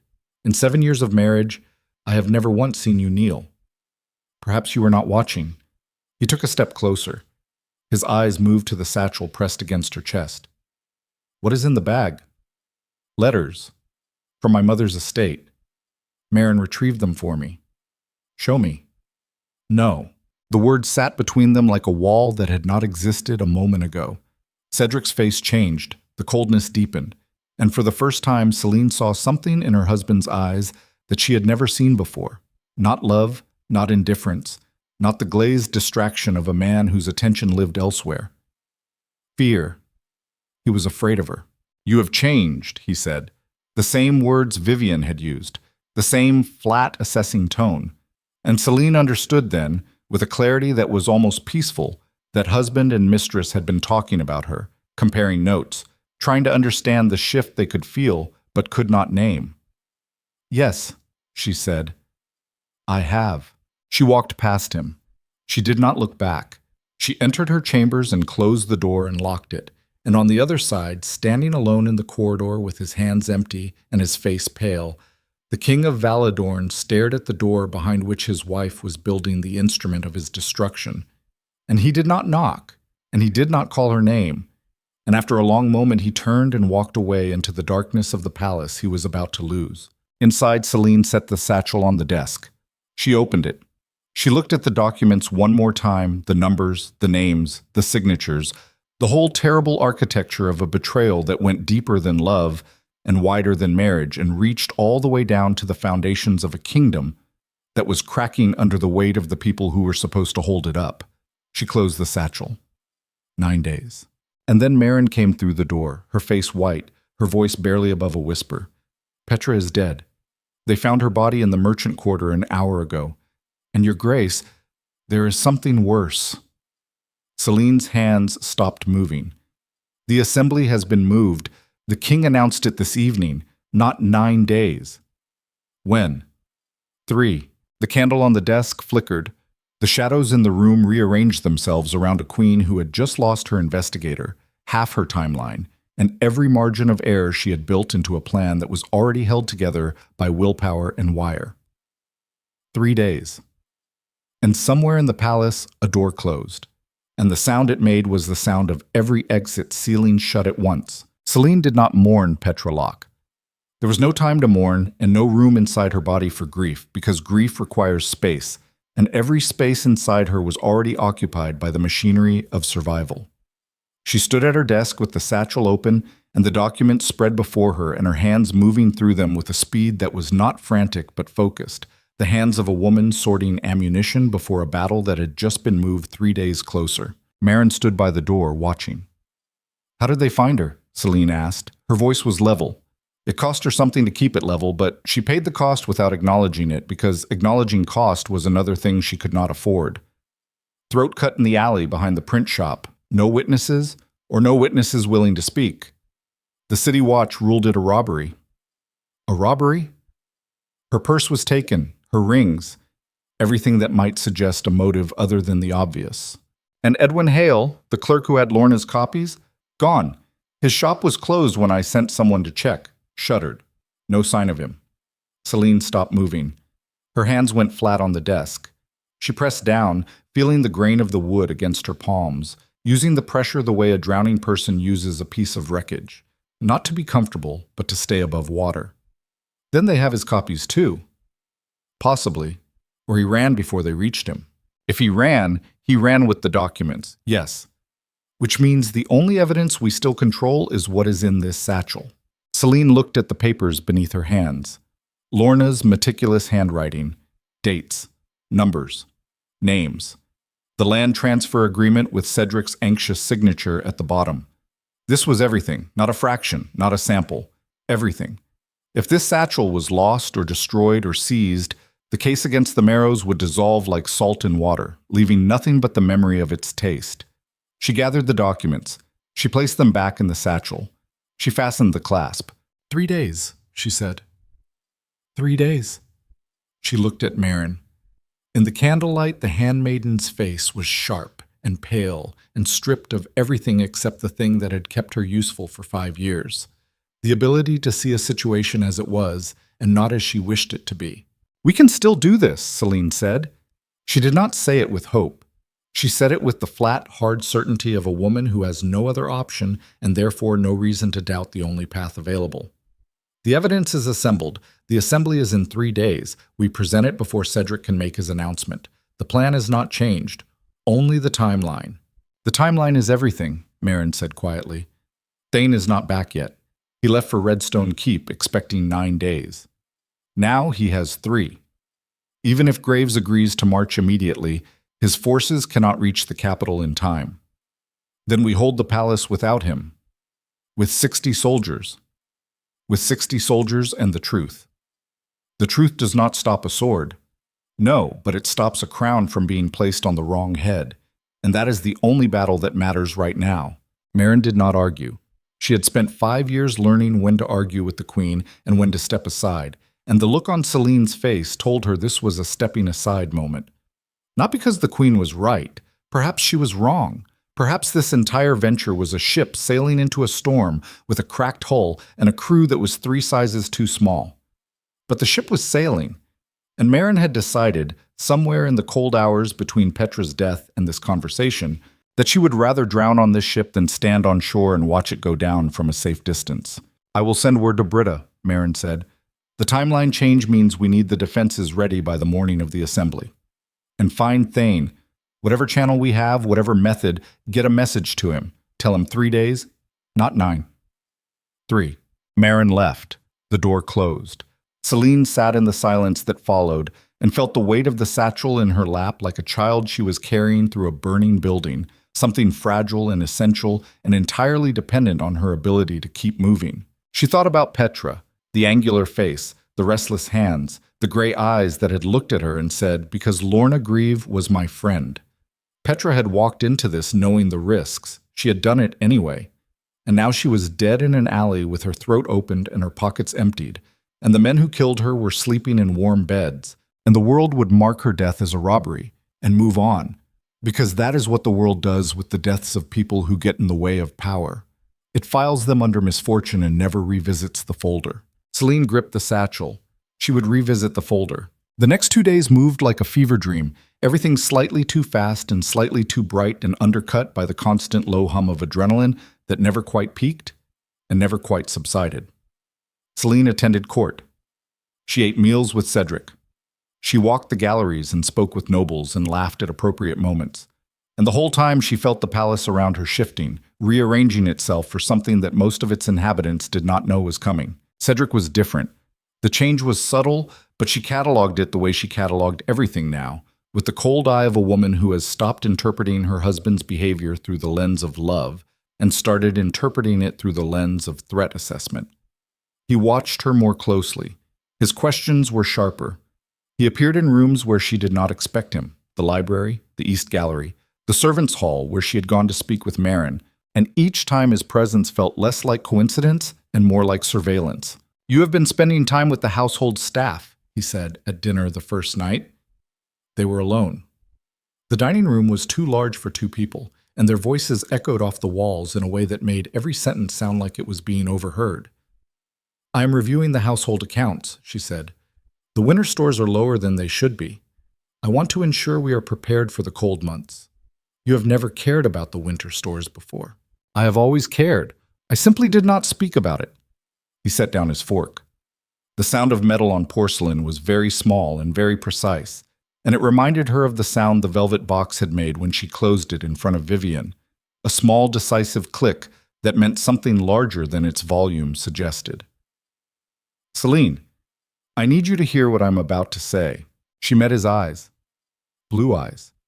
She had loved those eyes once, had written about them in the journal she kept during their courtship, describing the color as the color of a clear sky on the first warm day of spring, which was sentimental and inaccurate, and exactly the kind of thing a young woman in love writes when she is more in love with the idea of love than with the actual man sitting across from her. "I am listening," she said. "The assembly in 2 days will be significant. Decisions will be made about the future of the kingdom. I need you to attend, and I need you to be calm. Whatever happens, I need you to trust that I am acting in the best interest of Valadorn."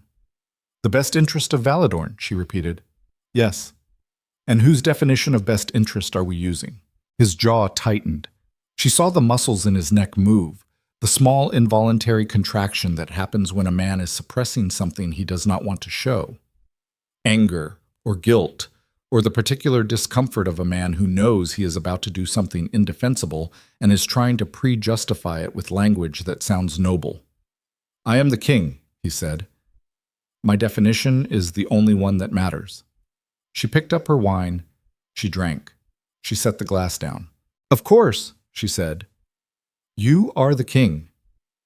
The words were agreement and indictment simultaneously. She watched them land on his face, and she watched him choose to interpret them as agreement because that was easier, because that was what he had always done, because Cedric Valmont was a man who had spent his entire reign choosing the interpretation that required the least of him and calling it wisdom. She excused herself early. She walked to her chambers with steady steps and a steady face and the steady rhythm of a heart that had stopped racing days ago because racing implied uncertainty, and she was no longer uncertain about anything. In her chamber, she found a note on her pillow, not Marin's handwriting, not Thane's, an unfamiliar hand, neat and small. The queen should look more carefully at the friends she trusts. Not all of them are hers. No signature, no seal. She read it 3 times. She turned the paper over, nothing on the back. She held it to the candle and examined the ink, the paper quality, the pressure of the pen strokes. Expensive paper. Steady hand. Someone with access to the royal chambers. Someone who could enter and leave without being seen by the guards. Someone inside the palace. She burned the note. She sat on the edge of her bed and pressed her hands together between her knees and felt a new kind of cold spreading through her body. Not the cold of fear. She was past fear, but the cold of a realization that she had not yet fully formed. She had built her plan on 4 pillars: Thane, Britta, Marin, and the evidence. The note was telling her that one of those pillars was rotten, or it was a lie designed to make her doubt all of them. Either way, it changed the equation. Either way, the ground beneath her had just shifted. She thought about each of them. Thane, the scarred face and the iron eyes and the list he had been compiling for 18 months. Could a man spend 18 months building a weapon against the Marrows and then hand it to the Marrows instead? The mathematics of betrayal did not support it. If Thane was working for the enemy, there was no reason to give Celine the list in the first place. Unless the list itself was bait. Unless everything Thane had given her was designed to draw her into the open so the Marrows could see her clearly enough to destroy her. She pressed her hands harder together. Britta, the palace guard commander with the gravel voice and the butcher's arithmetic. Celine had known her for less than a week. Britta had been introduced by Thane, which meant that if Thane was compromised, Britta was compromised by association. But Britta's scouts had independently confirmed the mercenary movements. Could that confirmation be staged? Could the entire military picture be a fabrication designed to keep Celine focused on the wrong threat? She felt the cold spreading deeper. Marin, 5 years, the 3-tap, 2-tap, 1-tap knock, the sharp eyes that missed nothing. The woman who had stood in this room and listened to Celine's heartbreak and never repeated a word of it to anyone. Could Marin be turned? By money? By threats? By the simple, devastating logic that backing the wrong queen in a palace coup was a death sentence and backing the right one was a retirement plan, Celine stood up. She went to the window. The palace courtyard was dark. The guards moved in their patterns. The torches burned. Everything looked the same as it had looked every night for 7 years, and that sameness was itself a kind of lie, because underneath the familiar surface, the whole structure was shifting, cracking, rearranging itself around a fault line that Celine could feel but not see. She could not determine from a note who was betraying her. She could not determine from logic or instinct or the accumulated evidence of 5 days of conspiracy, because the nature of betrayal is that it hides inside the things you trust most. It does not announce itself. It does not wear a different face. It wears the face you love, the face you rely on, the face that stands beside you in the crypt and says, yes, this is worth dying for. And you believe it, because you need to believe it, because the alternative is standing alone against an enemy that outnumbers you and outmaneuvers you and has already taken your bookkeeper and your investigator and half your timeline. She turned from the window. She would proceed as planned. She would trust all of them and watch all of them, and she would carry the satchel herself against her body at all times, because the evidence was the only thing that could not be replaced, and therefore the only thing she could not entrust to anyone else. The morning of the second day before the assembly, Celine woke before dawn, dressed in plain gray, and went to the servants' kitchen. Marin was already there, sitting at the long wooden table with a cup of something hot between her hands and the look of a woman who had slept badly or not at all. Thane's message, Marin said without preamble. I sent it through the Eastern Relay. A rider carried it to the crossroads at Miller's Ford, where Thane was supposed to pass on his return from Redstone Keep. The rider returned an hour ago. And Thane never passed through Miller's Ford. Celine sat down. What do you mean? I mean the rider waited at the crossroads for 18 hours and Thane did not appear. No horse, no sign, nothing. The kitchen was warm. The ovens were already lit for the morning bread, and the air smelled of yeast and firewood, and the accumulated labor of people who woke before dawn every day to feed a palace full of people who would never know their names. Celine sat in that warm, ordinary air and felt the cold inside her spread until it reached her fingertips. He could be delayed, she said. He could be. He could have taken a different route. He could have. Or he could be dead. Marin said nothing. Her silence was its own answer. Celine gripped the edge of the table. She held it the way she had held the stone wall in the corridor on the night of the banquet, pressing hard enough to hurt, using the pain as an anchor against the vertigo of a world that was falling apart faster than she could hold it together. Thane was gone. Whether dead or captured or simply delayed did not matter operationally. What mattered was that he was not here and would not be here tomorrow, and the military dimension of her plan, the message to Graves, the reinforcements from Redstone Keep, the 2,000 soldiers who were supposed to arrive 2 days after the assembly and turn a holding action into a victory, all of that was now a question mark large enough to swallow everything she had built. She released the table. She looked at her hands. They were shaking. She watched them shake for 3 seconds, allowed herself to see it, to feel it, to acknowledge that this was a human body responding to accumulated stress and that the shaking was not weakness but biology. And then she pressed her hands flat against the wood and the shaking stopped. Not because the stress was gone, but because she had decided in that moment that her body would obey her will and not the other way around. Britta, Celine said, I need to see Britta, now. They met in the crypt. The tombs were silent witnesses to a conversation that Celine had not planned to have. If Thane is gone, we are alone, Britta said. Her voice was the same gravel monotone it always was, but her eyes were different, harder. The eyes of a soldier doing arithmetic that does not add up and knowing it. We are not alone. We have the palace guard, we have the evidence, and we have the assembly. The assembly is in 36 hours. If the Marrows bring their mercenaries to the city before then, we cannot stop them from entering. They will not bring them into the city, not before the assembly. The Marrows want this to look legitimate. They want Cedric to make the announcement. They want the court to accept it. The mercenaries are insurance, not the plan. The plan is political. The mercenaries are what happens if the politics fail. And if you present the evidence and the politics do fail, if the court sides with the Marrows anyway, then we hold the palace with 60 soldiers. With 60 soldiers, Britta looked at her for a long time. In the crypt, With the dead kings listening, and the candle burning low, and the smell of stone and time pressing in from all sides, the palace guard commander made a decision that Celine could see forming on her face the way weather forms on a horizon, slowly and then all at once. "There is something I need to tell you," Britta said. Celine felt the cold shift inside her. A new direction. A new depth. "Tell me." 3 nights ago, after the postern was sealed, I did a full rotation check of the guard posts. Standard procedure. Every soldier accounted for, every door locked, every window secured. And I found Commander Aldrich Vane, my second in command, in the East Service corridor. He was not on patrol. He was not assigned to that section. He was standing outside the door to the guest wing, Vivian Marrow's wing. Celine's body went very still.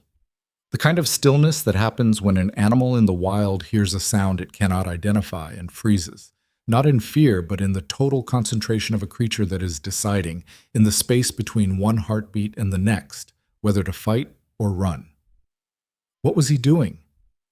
He said he was checking a reported disturbance.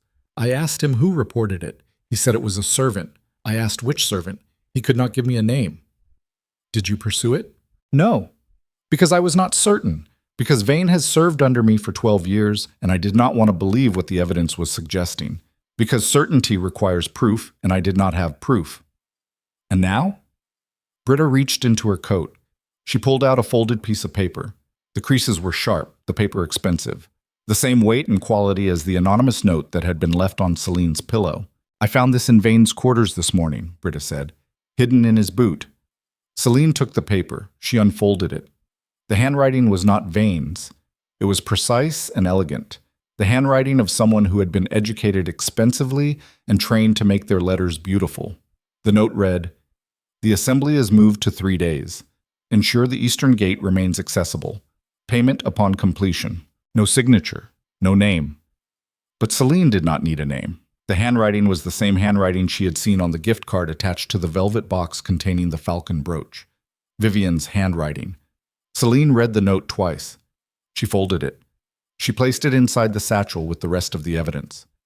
"Where's Vane now?" she asked. "In the guard quarters. Sleeping." "Does he know you found this?"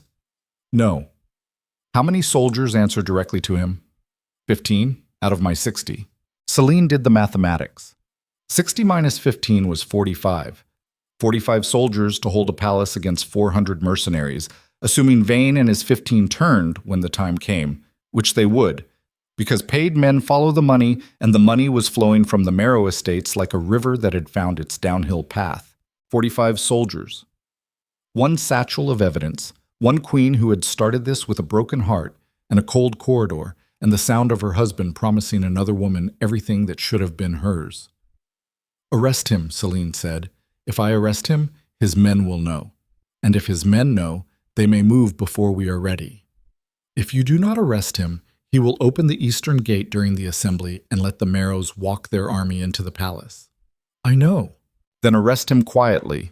Tonight, after the guard rotation. Take him to the crypt and hold him there. His men will not know until the morning, and by the morning the assembly will have started." Britta nodded slowly. Her face was carved from something ancient and immovable, and whatever doubt she had been carrying about this venture, whatever reservation she had held about following a queen who had been invisible for 7 years and was now trying to hold an empire together with her bare hands, that doubt was gone. Replaced by the grim, settled commitment of a woman who has looked at the odds and decided that the odds are irrelevant because the cause is not. "I will handle it," Britta said. "And Britta." "Yes." "When you take him, do not hurt him. He is a traitor, but he is also a man who was bought, and bought men are symptoms, not diseases. The disease is in the Marrow estate and in my husband's council chamber. We treat the disease at the assembly. The symptoms we contain." Britta left. Celine stood alone in the crypt. She placed her hand on the lid of the nearest tomb. The stone was cold and smooth, worn by centuries of other hands pressing against it, other people standing in this same darkness carrying their own impossible weights. She wondered how many queens had stood here before her, how many had looked at the names carved into these stone lids and thought about the distance between the power those names once held and the dust they had become. She lifted her hand. She climbed the stairs. The night before the assembly, Celine could not sleep, would not sleep, did not try. She sat at her desk with every candle in the room lit, throwing a light so bright and steady that the shadows had nowhere to hide, and she read through the evidence one final time. Every page, every number, every signature. She read it not for comprehension, she had memorized it days ago, but for the rhythm of it, the way a soldier sharpens a blade the night before battle. Not because the blade is dull, but because the act of sharpening steadies the hands. At midnight, Marin brought tea. "Vane is in the crypt," she said. "Britta took him at 11. No noise, no resistance. He wept. Wept. Like a child. He kept saying he had no choice, that the Marrows threatened his family, that they have his wife and daughter at an estate in the north." Celine closed her eyes. She pressed her fingers against her eyelids until she saw sparks. "Of course they do," she said. "That is how it works. You do not buy a man by paying him. You buy him by holding what he loves and making him choose between his loyalty and his blood. Does it change anything? It changes how I feel about him. It does not change what I do about him." She opened her eyes. "What about Thane? Any word?" "Nothing." Celine nodded.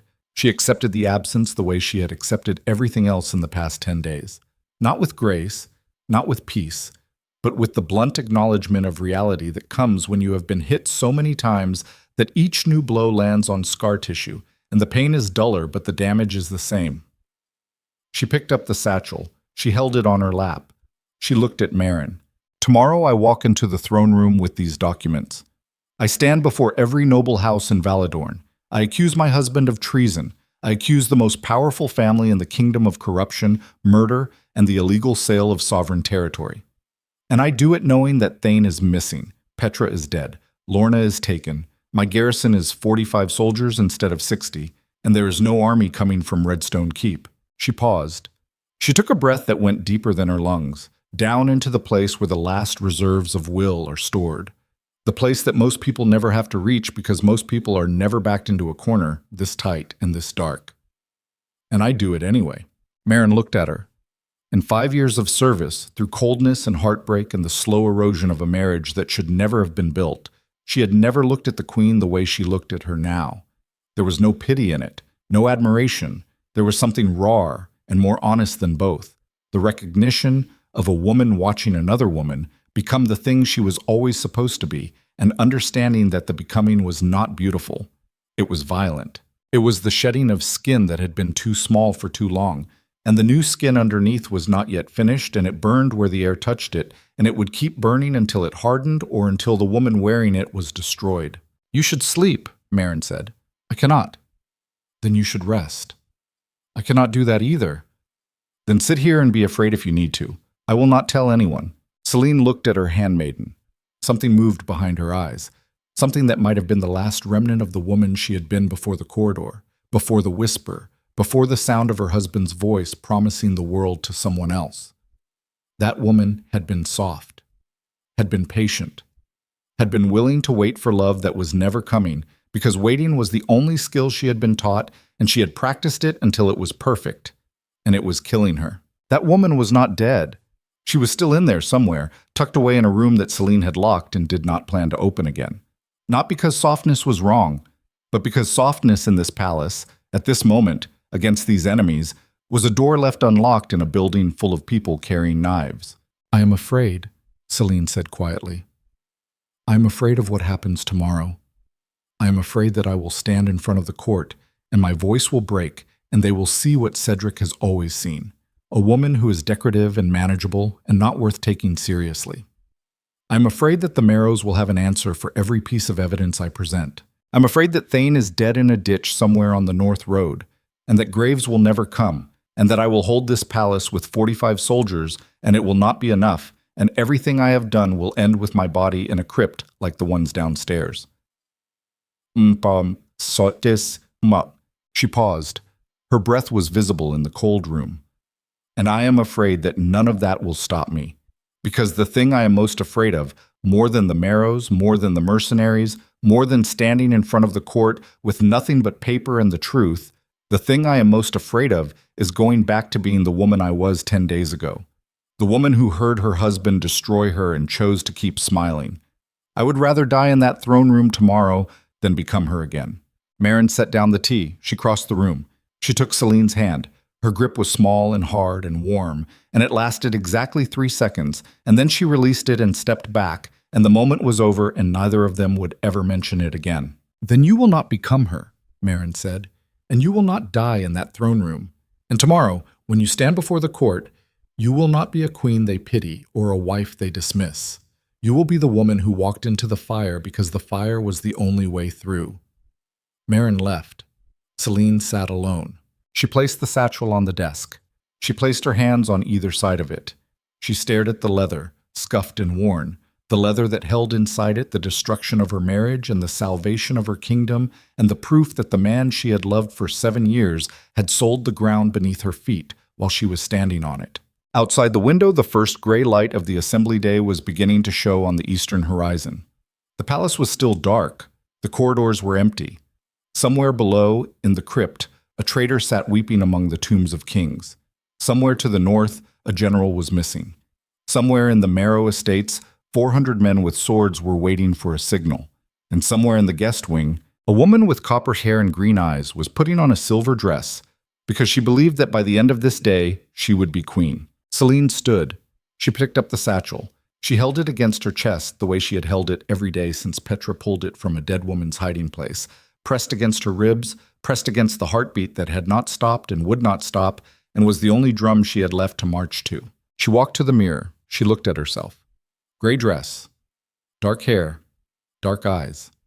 No crown, no jewels, no ornament of any kind. She looked like a woman stripped of everything except the irreducible core of who she was.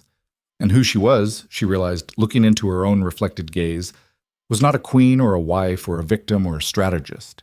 She was a woman holding the truth in a room full of liars, and in 6 hours she would open that satchel in front of every one of them. She turned from the mirror, she walked to the door. She opened it. The corridor was empty, the palace was waking. Servants moved in distant hallways. Somewhere, a door opened and closed. Somewhere, boots hit stone. The great machine of Blackthorn Palace was grinding into motion for another day, another performance, another round of the ancient game that powerful people play with the lives of people who have no power.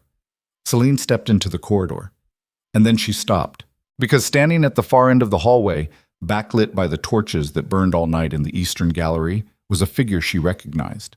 Not Cedric, not Vivian, not a guard or a servant or any of the enemies she had spent 10 days learning to see in every shadow. Marin. And beside Marin, with his hand on her shoulder and his mouth close to her ear, speaking words that Celine could not hear from this distance, but could read in the angle of their bodies and the intimacy of their posture, and the way Marin's sharp face was turned upward toward his, with an expression that was not fear and not submission, but something worse, something that looked like complicity, was Lord Alaric Strand, the chief advisor. The thin man with the thin mouth who controlled the treasury and survived regime changes and served whoever sat on the throne because serving was how he stayed alive. Strand finished speaking. Marin nodded once. Strand touched her cheek, a brief gesture of ownership that made Celine's stomach turn, and then he walked away toward the council chambers, and Marin stood alone in the corridor for a moment, her head bowed, her small body very still, and then she turned toward the queen's chambers and saw Celine standing in the open doorway. Their eyes met. The distance between them was 40 feet. It might as well have been a canyon. Celine stood on one side of it holding a satchel full of evidence and a heart full of certainty that had just been gutted like a fish. Marin stood on the other side with her sharp face gone white and her bird-quick eyes frozen in the particular stillness of a creature caught between two choices and discovering that both of them are lethal. Neither of them spoke. The torches burned. The palace woke. The assembly was 6 hours away.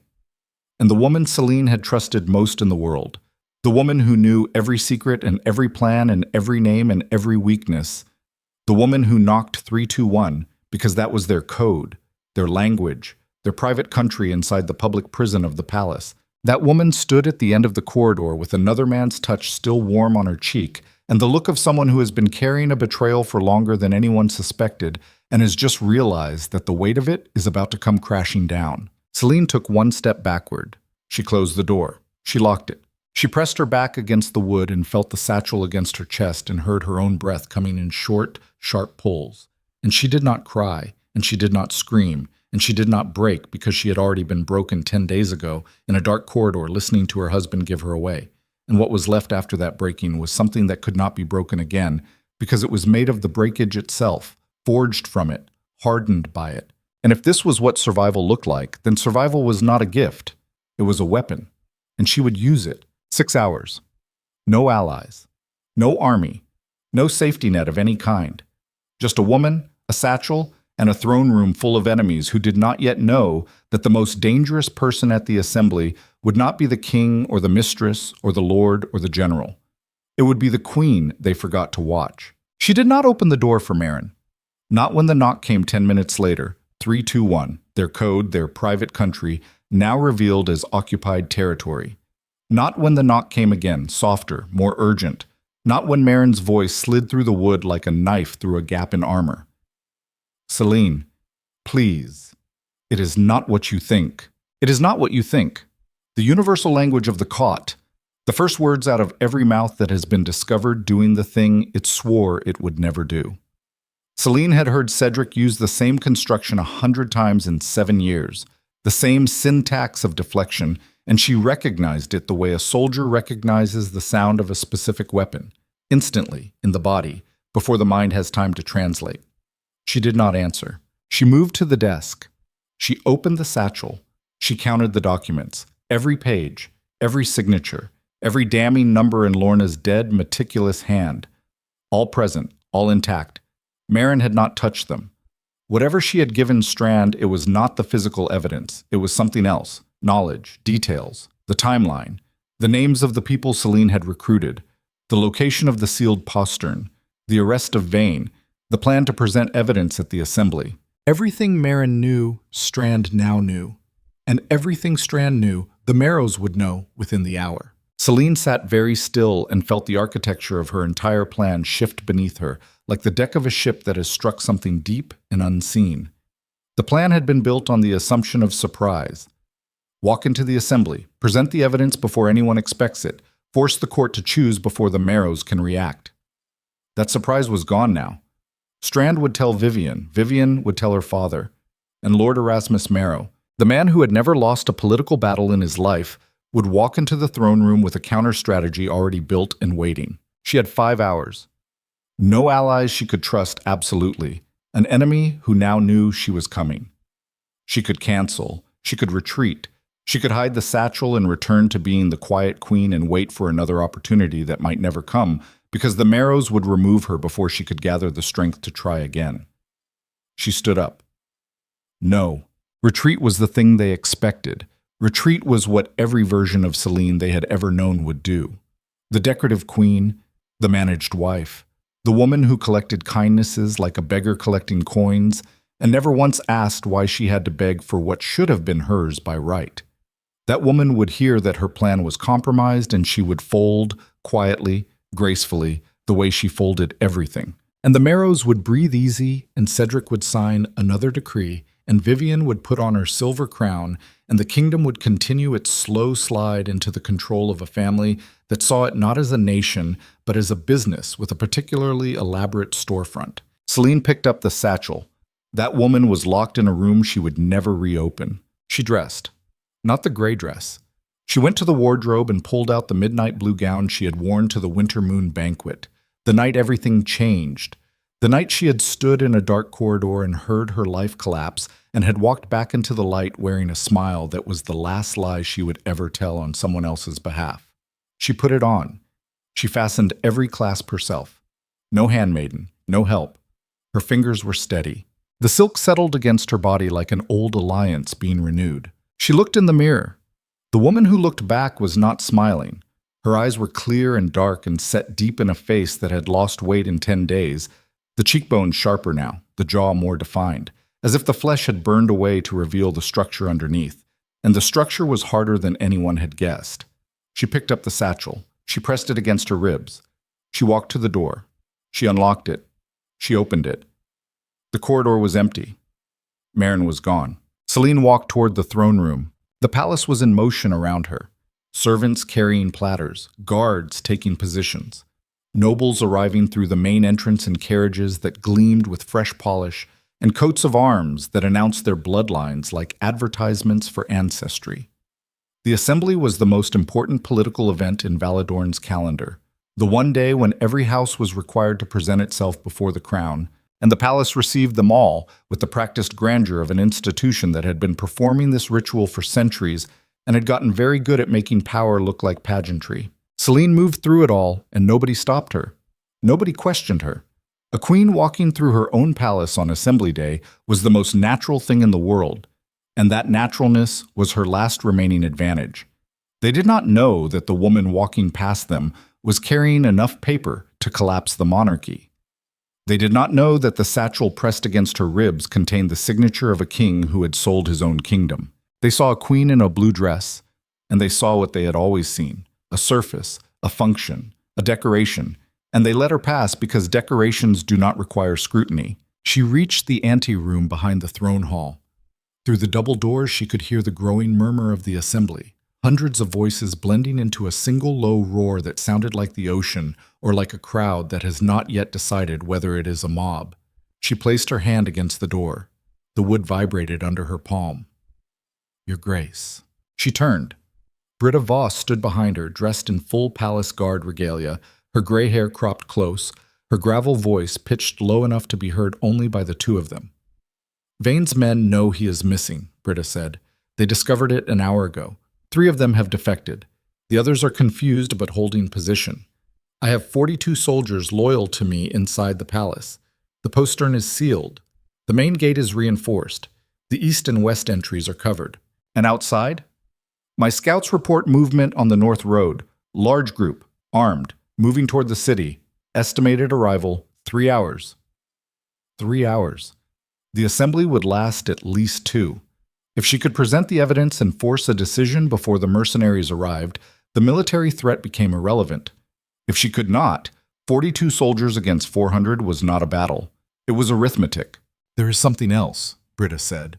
Her face was carved stone, but her eyes betrayed something underneath. A flicker. The briefest disruption in the surface of a woman who had trained herself to show nothing. "Marin came to me this morning. She told me everything. About Strand, about what she gave him." Celine's breath caught. She held it for 1 second, 2, 3, then released it. "What did she tell you?" "She said Strand approached her 2 weeks ago, before any of this began, before you heard the king in the corridor. Strand told her the Marrows were going to take the throne and that anyone who was not aligned with them would be removed. He offered her safety, money, a position in the new queen's household. She accepted because she was afraid." "Afraid? She is a servant, Your Grace, a handmaiden. She has no lands, no title, no family with soldiers. When powerful men tell women like Marin that the world is about to change, they do not ask for permission. They give instructions." Selene stared at the door in front of her. The murmur of the assembly pressed against the wood like a living thing trying to get through. What exactly did she give Strand? The timeline, the names, the plan to present evidence at the assembly. She did not know the specific contents of the documents because you never showed them to her. She knew the shape of the plan, but not its substance. "So the Marrows know I am coming. They do not know what I am bringing." Correct. Selene absorbed this. She rotated it in her mind, examining it from every angle, measuring the damage against the remaining advantage, and what she found was a gap. A narrow gap. The kind of gap that exists between what an enemy expects and what an enemy is prepared for. And in that gap, there was room. Not much, but enough. The Marrows knew she planned to present evidence. They did not know the evidence included a land transfer agreement that proved Cedric had sold sovereign territory. They were expecting financial records, perhaps military contracts, the kind of corruption that could be explained away or buried under legal technicalities. They were not expecting treason. They were not expecting the one document that could not be explained, could not be spun, could not be softened by any amount of political maneuvering because it was a signature on a page that said the King of Valadorn had given away a piece of his kingdom in exchange for the support of a family that intended to own him. "Where's Marin now?" Selene asked. "In the servants' hall. She wanted to come to you. I told her to wait." Did she say anything else? She said she was sorry. She said she had been feeding Strand information since the beginning, but that she tried to limit it. She said she never told him about the land transfer because she did not know about the land transfer. And she said that if you want her arrested, she will go quietly. Celine closed her eyes. Behind the darkness, she saw Marin's face, the sharp bones, the bird-quick eyes, the hand that had gripped hers for 3 seconds in the candlelight and then let go. She saw 5 years of loyalty and 5 years of betrayal occupying the same body, wearing the same face, and she understood, in a way that she had not understood before this moment, that people are not single things. They are not loyal or disloyal. They are not brave or cowardly. They are all of it, simultaneously, a war inside a skin, and the side that wins depends on which side is fed and which side is starved. And Marin had been starved of safety for so long that when someone offered it, even someone like Strand, she had eaten it without tasting the poison. Celine opened her eyes. Tell her she is not arrested. Tell her she can watch from the gallery if she wants. And tell her that when this is over, she and I will sit in a room together and she will tell me everything, and I will listen, and then I will decide what happens next. But not now. Now I have a throne room to walk into. Britta nodded. Something passed across her face, quick and hard, like light reflecting off a blade. Your Grace. Yes. Whatever happens in there, my soldiers hold the palace. You have my word. I know. Celine turned to the double doors. She placed both hands flat against the wood. She could feel the vibration of 300 voices on the other side, the collected weight of every noble house in Valadorn, every alliance and every grudge and every calculation that had been running beneath the surface of this kingdom for decades. In a few minutes, she would walk through these doors and set fire to all of it. There would be no going back, no retreat, no version of the future that looked like the past. She pushed the doors open. The throne room of Blackthorn Palace was built to intimidate.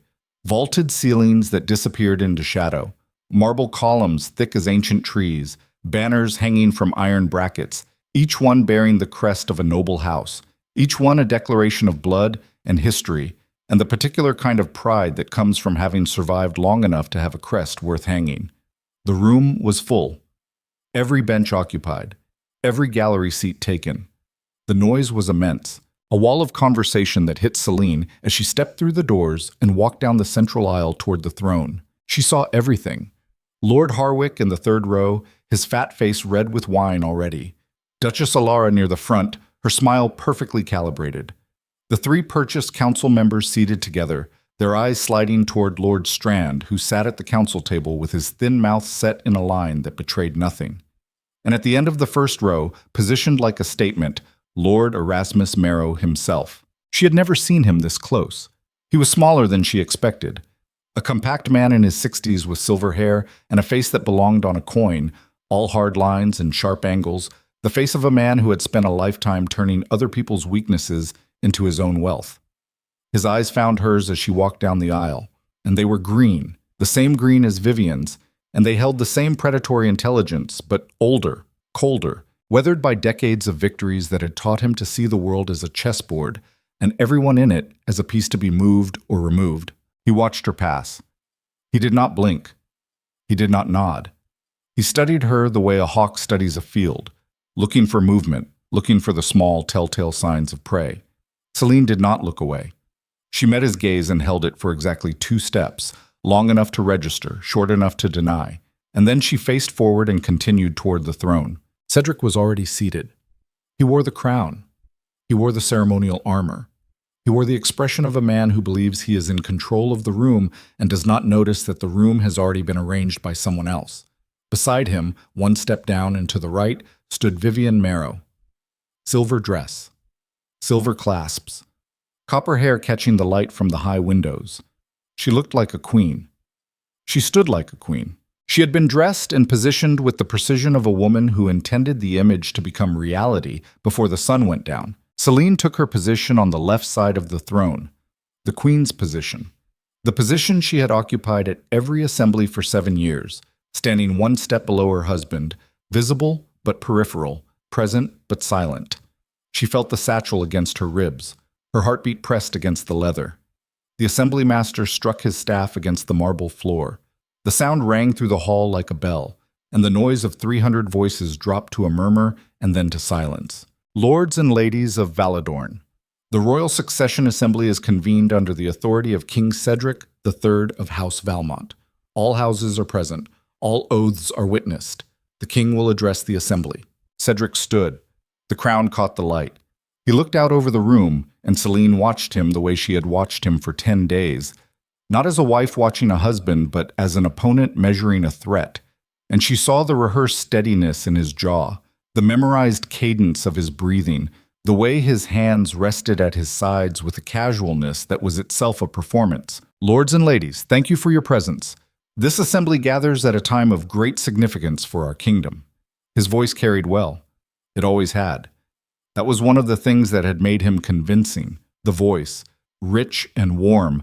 The voice of a man who sounds like a king, even when he is saying nothing of substance. Valadorn faces challenges. Our borders require vigilance. Our trade routes require protection. Our alliances require renewal. And the crown itself requires the strength and unity to meet these demands. He paused. The room was silent. 300 faces turned upward, waiting. It is for this reason that I must address a matter of personal significance that bears directly on the future of the monarchy. Celine felt the shift. The room felt it too.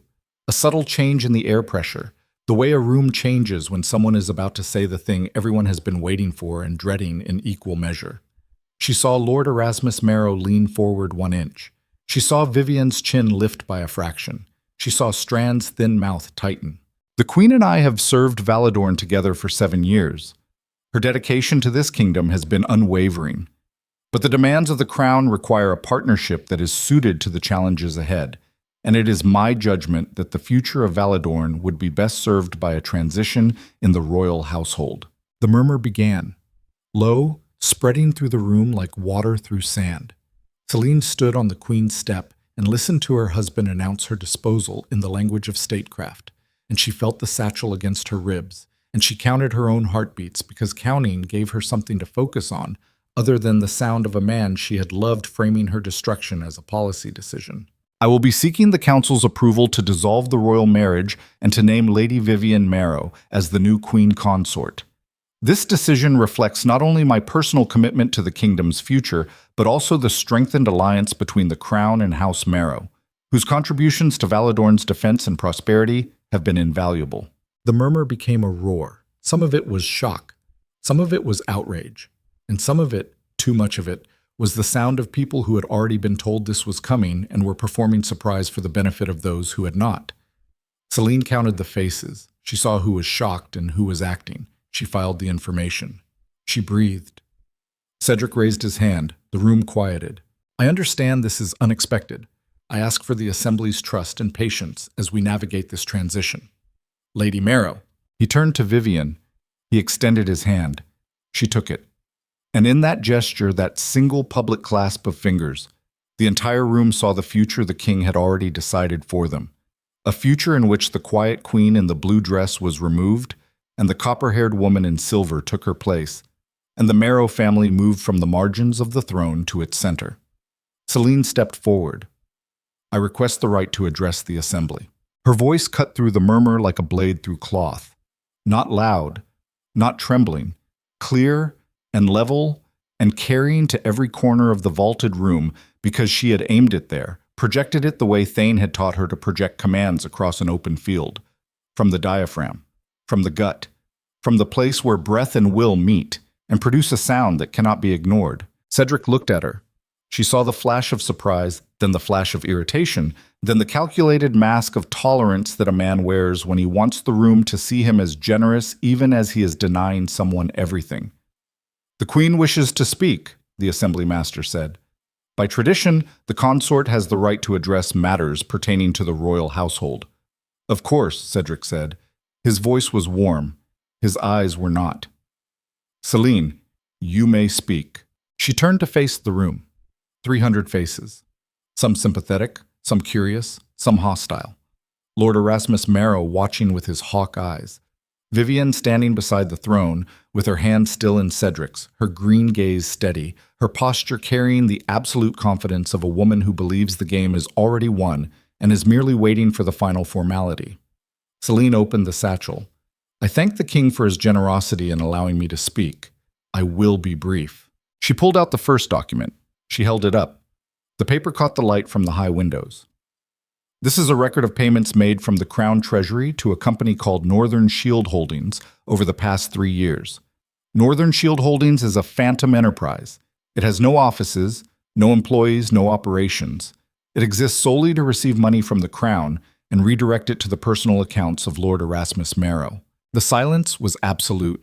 Not the silence of a room waiting, the silence of a room that has been struck. Lord Erasmus did not move. His face did not change, but his green eyes narrowed by a fraction, and in that fraction, Celine saw the first crack in the armor of a man who had never lost a political battle. She pulled out the second document. This is a military supply contract signed by the king and countersigned by Lord Dorian Marrow, commander of the Thornwall garrison. The contract specifies the purchase of arms and provisions at prices inflated by 30% above market value. The surplus was not returned to the treasury. It was used to fund the recruitment and equipping of a private mercenary force that answers not to the crown, but to Lord Erasmus Marrow directly. The murmur returned, louder now. She heard individual words breaking through the noise. Treason, impossible, prove it. And she fed on those words because they told her the room was listening and the room was afraid. And afraid rooms are rooms that can be moved. She pulled out the third document, and the fourth, and the fifth. One by one, she laid them out in the air like cards in a game that had been rigged for 3 years and was now being played face-up for the first time. Bribery records for 3 council members, correspondence between Strand and the Marrow estate detailing the schedule of payments, testimony from Treasury officials who had been dismissed for noticing what they were not supposed to notice. Cedric's face had gone white. Not the white of anger, the white of a man watching the walls of his own house collapse inward and realizing that he is standing in the center of the debris field. Celine, he said, that is enough. It is not enough, she said. It is not nearly enough. She reached into the satchel one final time. She pulled out the land transfer agreement. She held it up, and the room could see the royal seal, red wax pressed into paper. The seal that carried the authority of the crown and the weight of every king who had used it before Cedric and every king who would never use it again if this document meant what it appeared to mean. This is a land transfer agreement dated 6 months ago. It transfers permanent ownership of the Thornwall border territory from the Crown of Valadorn to Lord Erasmus Marrow. Not a lease. Not a concession. Permanent. Sovereign. Territory that belongs to this kingdom and its people. Signed away by the king in exchange for the military and political support of a family that has been systematically looting the treasury and building a private army on our soil. She turned to Cedric. It bears your signature. The room erupted. Not a murmur. Not a roar. An explosion of sound, 300 voices detonating simultaneously. The sound of a political class that has just been shown the foundations of its world and discovered they are made of rot. Nobles stood from their benches, hands pointed, faces contorted. The assembly master struck his staff against the marble, but the sound was swallowed by the chaos. Cedric stepped towards her. His face was no longer white. It was gray, the color of ash, the color of a man whose blood has retreated from his skin because his body knows, before his mind admits it, that he is in mortal danger. "Where did you get these?" he said. His voice cracked on the last word. She heard it. The room heard it. 300 people heard the king's voice break, and they filed it away in the place where people store the information that will determine which side they choose when the choosing comes. "From the people you silenced," Celine said. "From the bookkeeper you dismissed. From the investigator your allies murdered. From the records your chief advisor tried to destroy. You silenced them, Cedric, but paper remembers what people forget." Lord Erasmus Marrow stood. The movement was slow and controlled, the movement of a man who has spent a lifetime dominating rooms and does not intend to stop now. His voice, when he spoke, carried the authority of old money and older contempt. "These documents are forgeries," he said. "The Queen is a desperate woman making desperate accusations to preserve a position she has already lost. I demand that the Council examine these papers before any further claims are made." "Examine them," Celine said. She turned to face him directly, and the distance between them was the length of the throne room and the width of everything that separated a queen who had been invisible and a lord who had been untouchable. Examine every page, every signature, every number. Invite your own experts. I welcome it. Because the truth about these documents is not in my words. It is in the ink, and the ink does not lie. Erasmus held her gaze. The hawk eyes did not blink. But she saw his jaw tighten, and she saw his hand close at his side, and she saw, in the almost imperceptible shift of his weight from his left foot to his right, the adjustment of a man who has just realized that the prey he was watching from above has teeth. Vivian stepped forward. Her silver dress caught the light. Her face was composed in an expression of wounded dignity that was technically flawless and emotionally hollow. "This is a performance," Vivian said. Her voice was steady but pitched higher than usual, a semitone of stress that most people would not notice, but Celine noticed because she had spent 10 days learning to read the spaces between what people said and what they meant. A bitter woman using fabricated evidence to obstruct the king's lawful authority. The assembly should not entertain this charade. Celine looked at her. She looked at the silver dress, and the copper hair, and the green eyes, and the perfect posture, and she saw beneath all of it the same thing she had always seen. A woman who had been taught that the world belonged to those who took it, and that taking was not theft if you did it wearing silk. "Then let the assembly examine the king's own seal," Celine said. She held up the land transfer. "Let the king himself deny his own signature. Let him stand before this room and say that the hand that signed this document was not his." Every eye in the room turned to Cedric. He stood beside the throne. The crown was on his head. The ceremonial armor was on his body. He was dressed as a king. He was positioned as a king. And he looked in that moment less like a king than he had ever looked in his life. He looked like a man who had been caught in a current he did not know existed and carried to a place he did not recognize. And the shore he was looking for was behind him, and he could not swim back. "I signed documents," he said. His voice was careful now, measured, the voice of a man picking his way through a room full of broken glass. "I signed many documents. The king signs hundreds of decrees. I cannot be expected to recall every detail of every agreement." "You cannot recall signing away sovereign territory?" Celine said. She did not raise her voice. She did not need to. The room was so quiet that her words fell into the silence like stones into still water, each one sending ripples that reached every wall. The terms were complex. I was advised that the transfer was temporary, a security arrangement. Lord Strand assured me that the legal framework was sound. Lord Strand, seated at the council table, went very still, the thin mouth compressed into a line so tight it nearly disappeared. He had been named, in public, by the king.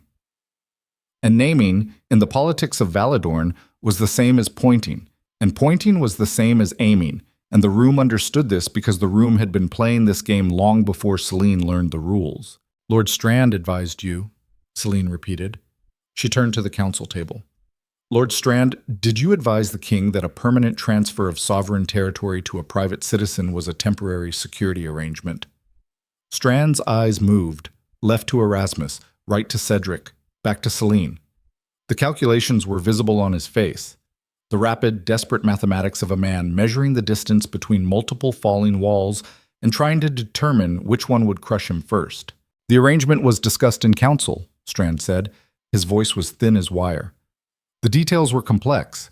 The security implications required discretion." "Discretion," Celine said.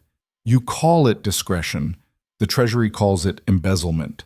The military calls it treason. And the people of the Thornwall territory, the people whose land was sold without their knowledge or consent, what do they call it?" The room held its breath. And then, from the back of the throne room, a sound. Not a voice, not a shout. A sound that cut through the silence with the precision of a blade cutting through skin. The sound of heavy doors opening, iron hinges, stone grinding. Every head turned. General Aldrich Thane walked through the doors of the throne room. He was not alone. Behind him, in 2 columns, marched 40 soldiers wearing the crimson and black of the Redstone garrison. They were armed. They were disciplined. They moved with the mechanical precision of men who have been given orders and intend to follow them without deviation. Thane was limping. His left arm hung at an angle that suggested it had been broken and badly set. His face was bruised, the scar along his jaw reopened and crusted with dried blood. He looked like a man who had been beaten and left for dead and had gotten up anyway, not because he was strong, but because lying down was not an option the universe had offered him. He walked down the central aisle. His boots struck the marble. The sound echoed off the vaulted ceiling. 300 faces watched him pass. He stopped in front of the throne. He looked at Cedric. He looked at Vivian. He looked at Lord Erasmus Marrow. Then he turned to Celine. The Marrows ambushed me on the North Road. 12 men. They killed my horse and broke my arm and left me in a ravine. They assumed I was dead. I was not. I reached Redstone Keep on foot. Lord Marshal Graves sends his regards and his garrison. He paused. The blood on his face caught the light.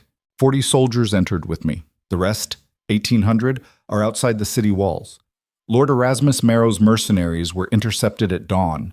They are surrounded. They have been given the choice between surrender and annihilation. He turned to face the room. They chose surrender. The sound that erupted from the assembly was not cheering and not relief. It was the sound of a structure collapsing. The political structure that the Marrows had built over 3 years of bribes and manipulation and quiet violence, collapsing in real time, in public, in front of every noble house in Valadorn. Lords who had been sitting in calculated silence stood and pointed at Erasmus. Council members who had taken Marrow money looked at each other with the wild eyes of men who realize the ship they boarded is going down and the lifeboats are already full. Lord Erasmus Marrow did not collapse. He did not run. He stood in his place and watched his empire disintegrate around him with the expression of a man who has lost before, even though he had not, even though this was the first time, because a man who has spent his life winning eventually develops a theoretical understanding of losing that he keeps locked away for the day it becomes relevant. That day had arrived. "This is not over," he said. His voice was quiet, but it carried. "Evidence can be challenged. Charges can be contested. The law protects everyone, even those accused by a queen with a personal vendetta." "The law will protect you," Celine said. "The law will give you a trial. The law will examine every document, every signature, every payment, and the law will determine whether a man who bought a kingdom's council, built a private army on its soil, murdered its citizens, and conspired to place his daughter on its throne deserves the protection he is now claiming." She looked at him. The hawk eyes looked back. "I hope you find the law as generous as you found the treasury." Guards moved. Not Britta's palace guards. Thane's soldiers. They positioned themselves on either side of Lord Erasmus. They did not touch him. They did not need to. Their presence was its own verdict. Vivian. She stood beside the throne in her silver dress, and she watched her father being flanked by soldiers, and she did not move. She did not speak. She stood perfectly still, and her face, that beautiful, calculated face, held an expression that Celine had not seen on it before. Not defeat. Not surrender. Rage. The pure, concentrated rage of a woman who has been told since birth that the world is hers to take and is now watching it refuse her grasp. "Vivian Marrow," Celine said, "you will be escorted to your chambers to await formal charges. You are accused of conspiracy to usurp the throne, complicity in the murder of Petra Locke, and the abduction of Lorna Grieve." "You have no proof I killed anyone," Vivian said. Her voice was low, but it cut. The rage was in it, not hidden, displayed, wielded like a weapon she no longer had reason to conceal. "I have your handwriting on a note instructing a palace guard to open the eastern gate for your father's mercenaries. I have testimony from Commander Vane naming you as his contact, and I have the word of every servant who watched you walk these halls like you already owned them." Vivian stared at her. The green eyes burned. For a long, suspended moment, the two women faced each other across the space where a throne sat empty because the king who should have been sitting in it was standing to the side, forgotten, irrelevant, watching the woman he had tried to discard and the woman he had tried to crown destroy each other with a clarity and ferocity that made his own power look like what it had always been, borrowed. Vivian turned. She walked toward the doors. Soldiers fell into step on either side of her. Her silver dress whispered against the marble. She did not look back. Celine watched her go. She felt nothing. Not triumph. Not satisfaction. She felt the absence of something, the absence of the anger she had carried for 10 days. And in its place was a hollow space that would need to be filled with something eventually, but not now. Now there was still work to do. She turned to the throne. Cedric stood beside it. He was not looking at the room. He was not looking at the soldiers or the nobles or the chaos of a court that was realigning itself around a new center of gravity. He was looking at Celine, and in his eyes she saw something she had been looking for without knowing it, something she had wanted for 7 years and no longer needed. He saw her. For the first time, he actually saw her. Not the surface, not the function, not the decoration. Her. The woman who had overheard his betrayal and instead of breaking had rebuilt herself around the fracture line and come back harder and sharper and more dangerous than anything he had ever imagined she could be. And in his eyes, behind the recognition, behind the shock, behind the gray exhaustion of a man whose world has been unmade in the space of an hour, she saw fear. He was afraid of her, not the casual, dismissive fear of a man who is annoyed by his wife's questions. The real, marrow-deep fear of a man who is looking at someone he underestimated for 7 years and understanding, too late, that the underestimation was the most dangerous mistake of his life. "Cedric," she said. He flinched. She had never seen him flinch before. Not at council meetings, not at military briefings, not at any of the ceremonial functions where kings are required to stand firm and look steady. He flinched at the sound of his own name in his wife's mouth. And that flinch told Celine everything she needed to know about the balance of power in the room. "The assembly will now address the matter of the crown," Celine said. She turned to the room. Her voice filled it. "The king signed a document transferring sovereign territory to a private citizen. By the laws of Valadorn, this constitutes a violation of the coronation oath. The council will convene within 48 hours to determine the appropriate response." She looked at Cedric one more time. "You may keep the crown tonight," she said, "but you will answer for every signature." She stepped down from the throne platform. She walked down the central aisle. 300 faces turned to watch her pass. She did not nod. She did not smile. She walked with the satchel pressed against her ribs, and the sound of her own heartbeat in her ears, and the weight of a kingdom settling onto her shoulders, like a garment she had not chosen but would not refuse. She reached the doors. She pushed them open. The corridor beyond was bright with morning light, the kind of light that arrives after a storm has passed, and the air is clean and sharp, and every surface gleams with the residue of what the storm has washed away. Behind her, in the throne room, the assembly master struck his staff against the marble and called for order. The sound echoed and faded. The noise of 300 voices rose and fell like a tide. And then, from behind the noise, from behind the chaos, and the shouting and the sound of a court tearing itself apart and putting itself back together in a new configuration, she heard a sound that stopped her in the corridor and turned her blood to ice. A horn, deep and sustained and coming from outside the palace walls. Not Thane's soldiers. They were already inside. Not the Marrow mercenaries. They had surrendered. This was a different horn, a different army, a sound she did not recognize, arriving from a direction she had not anticipated, and as it faded into the morning air, Britta appeared at the end of the corridor with a face that had lost every trace of its habitual composure. "Your Grace, riders from the eastern border. Thornwall has fallen. Dorian Marrow did not send all his men to the capital.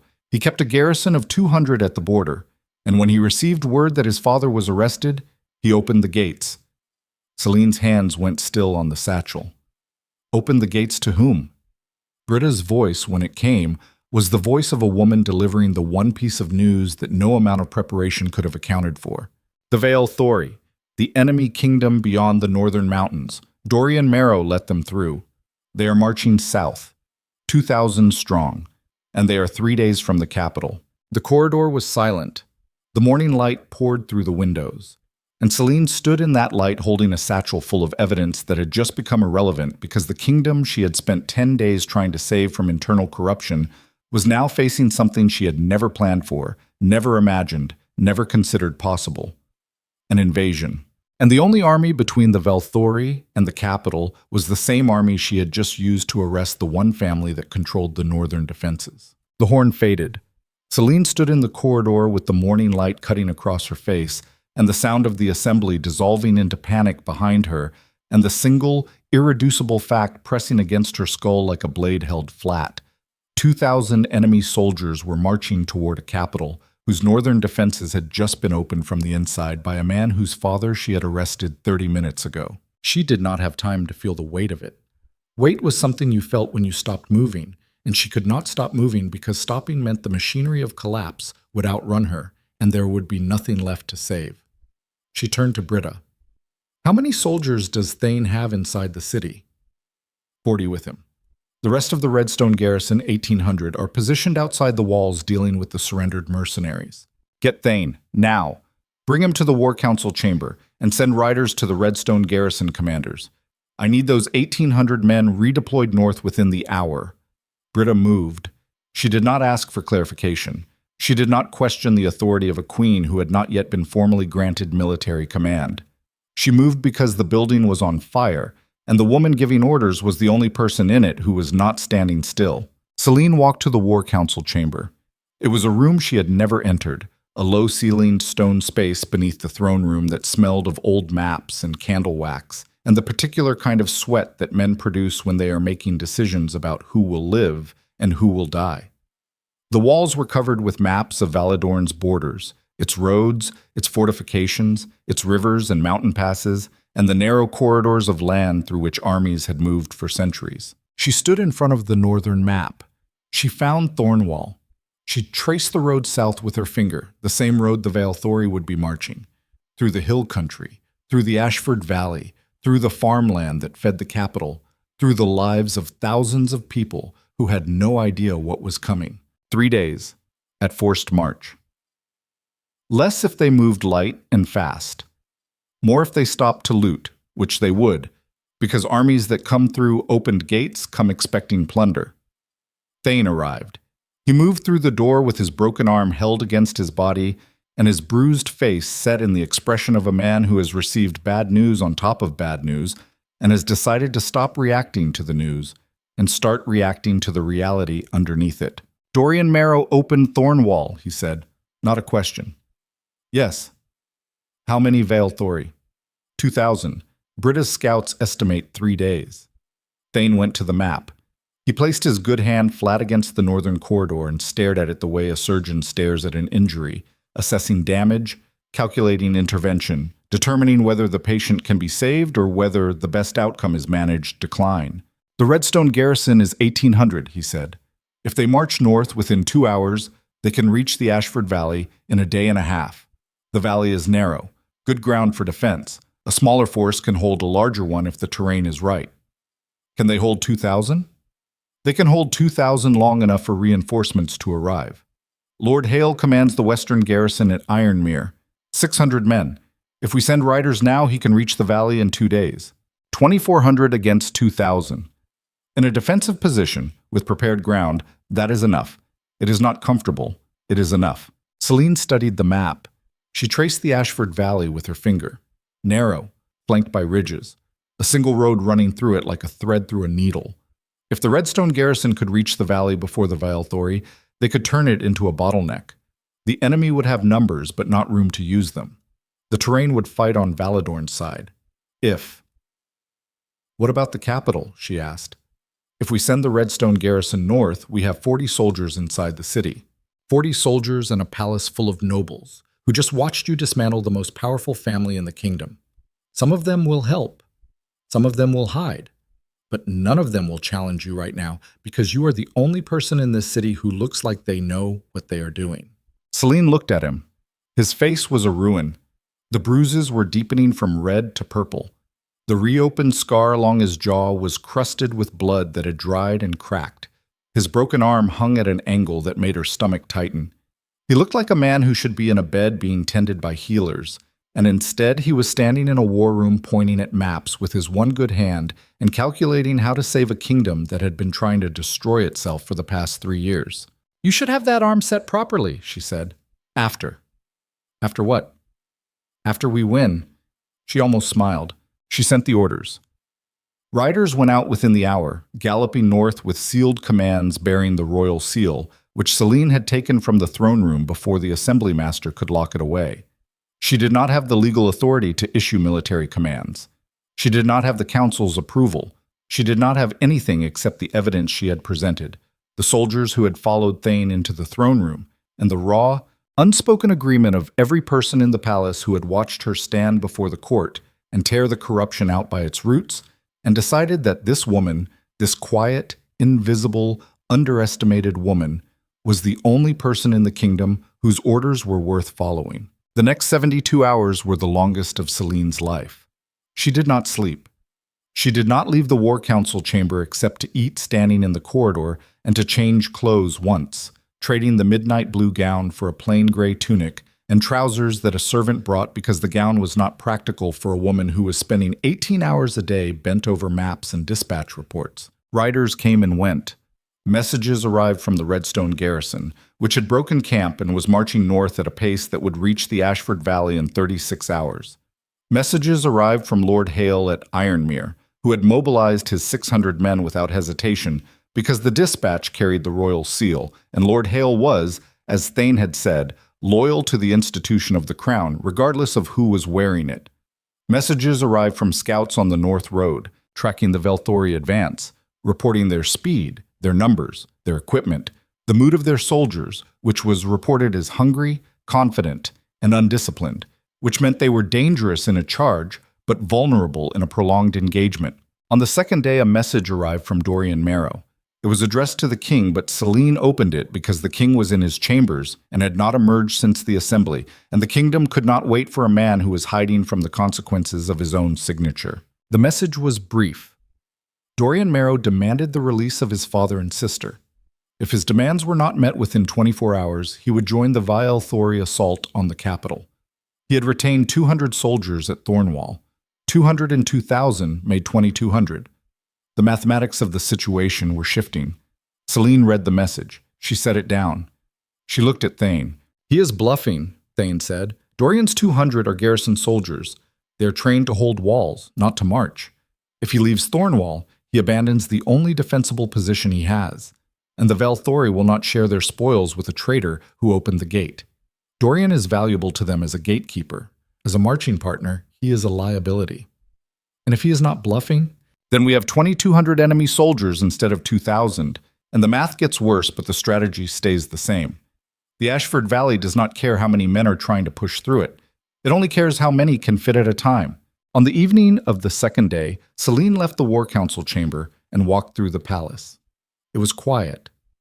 The nobles who had attended the assembly were still in the city, most of them confined to their guest quarters by their own uncertainty, unwilling to leave until they knew which way the wind was blowing, and equally unwilling to commit to anything until the wind made the decision for them. The servants moved through the corridors with the hushed efficiency of people who sense that the world has changed and are waiting to be told the shape of the new one. She found herself at the door to the royal chambers. She did not plan to go there.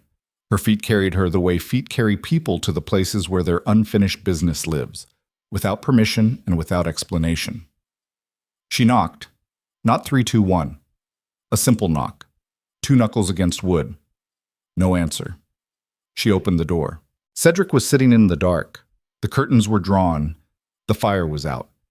He sat in a chair by the cold hearth with his hands on his knees and his head bowed and the crown on the table beside him, removed, set down, abandoned like a hat that no longer fits. He looked up when she entered. His face in the dim light was the face of a man who has aged 10 years in 2 days. The blue eyes that she had once written about in her journal were dull and rimmed with red. He had been crying, or drinking, or both, and the distinction did not matter because the result was the same.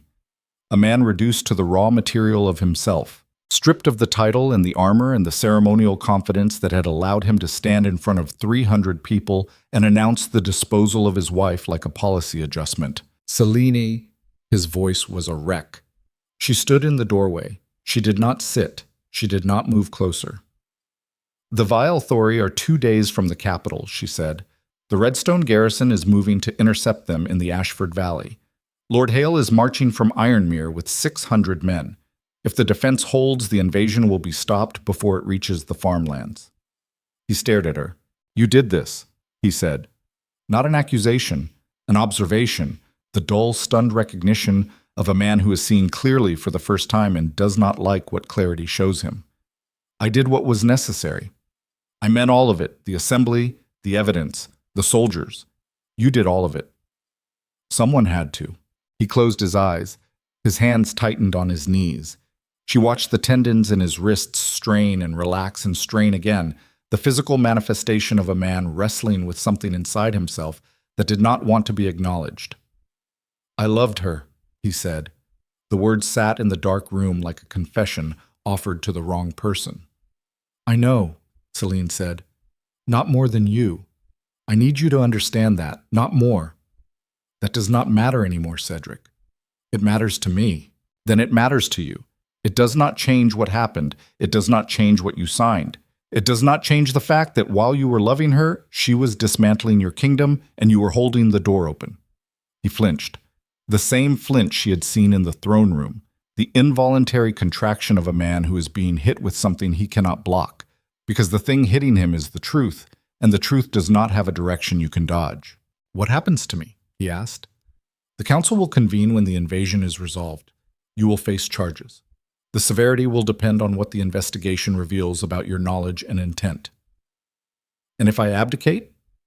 The word hung in the air. Abdicate. The final surrender. The public admission that the man wearing the crown was not fit to carry its weight. Celine looked at him.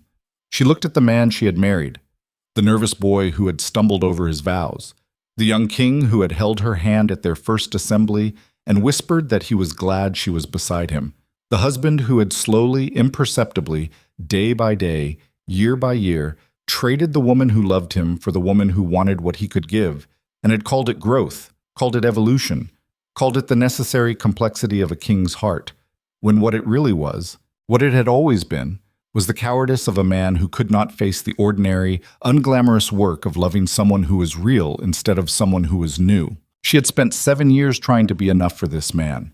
She had bent herself, shrunk herself, reshaped herself into every configuration she thought he needed, and none of them had worked because the problem was never her shape. The problem was that he was not looking at her at all.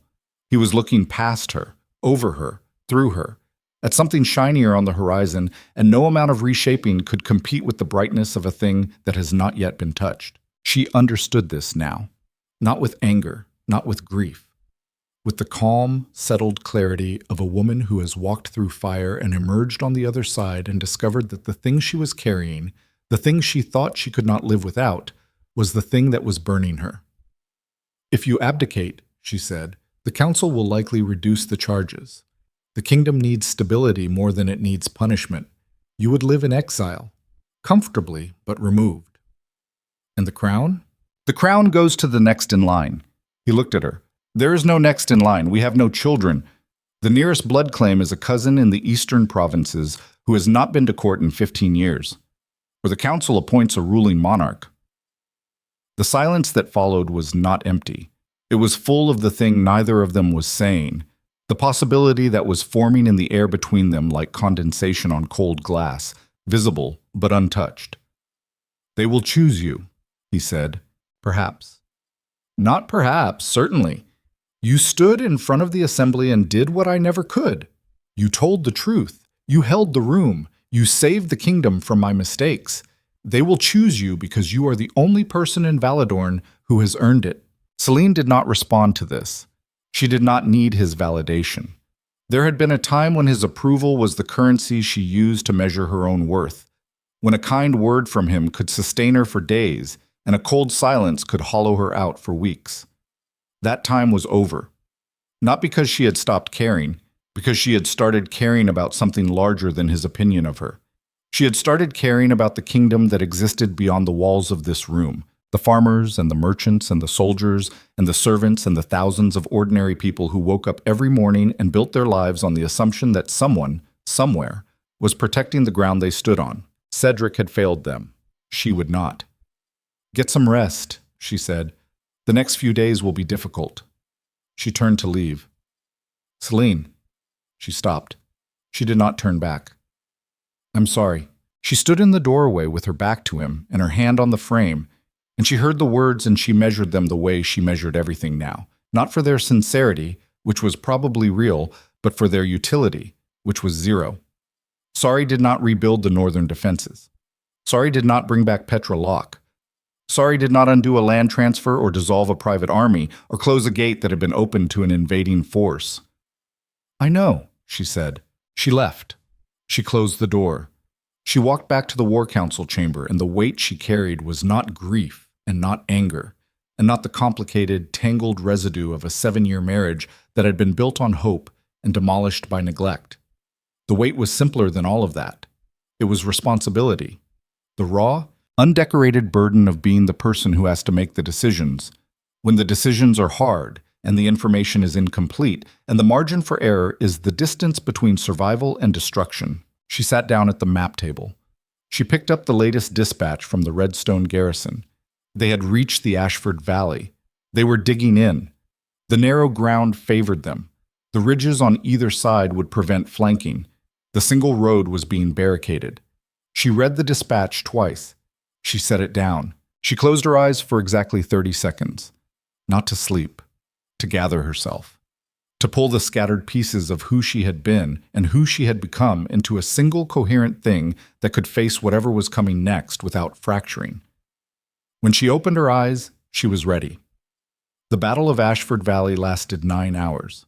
The dispatches came in fragments, each one a piece of a picture that Celine assembled in the War Council chamber, the way a surgeon assembles an understanding of an injury, piece by piece, nerve by nerve, each piece revealing both what was working and what was failing. The Redstone garrison held the barricades for the first 3 hours.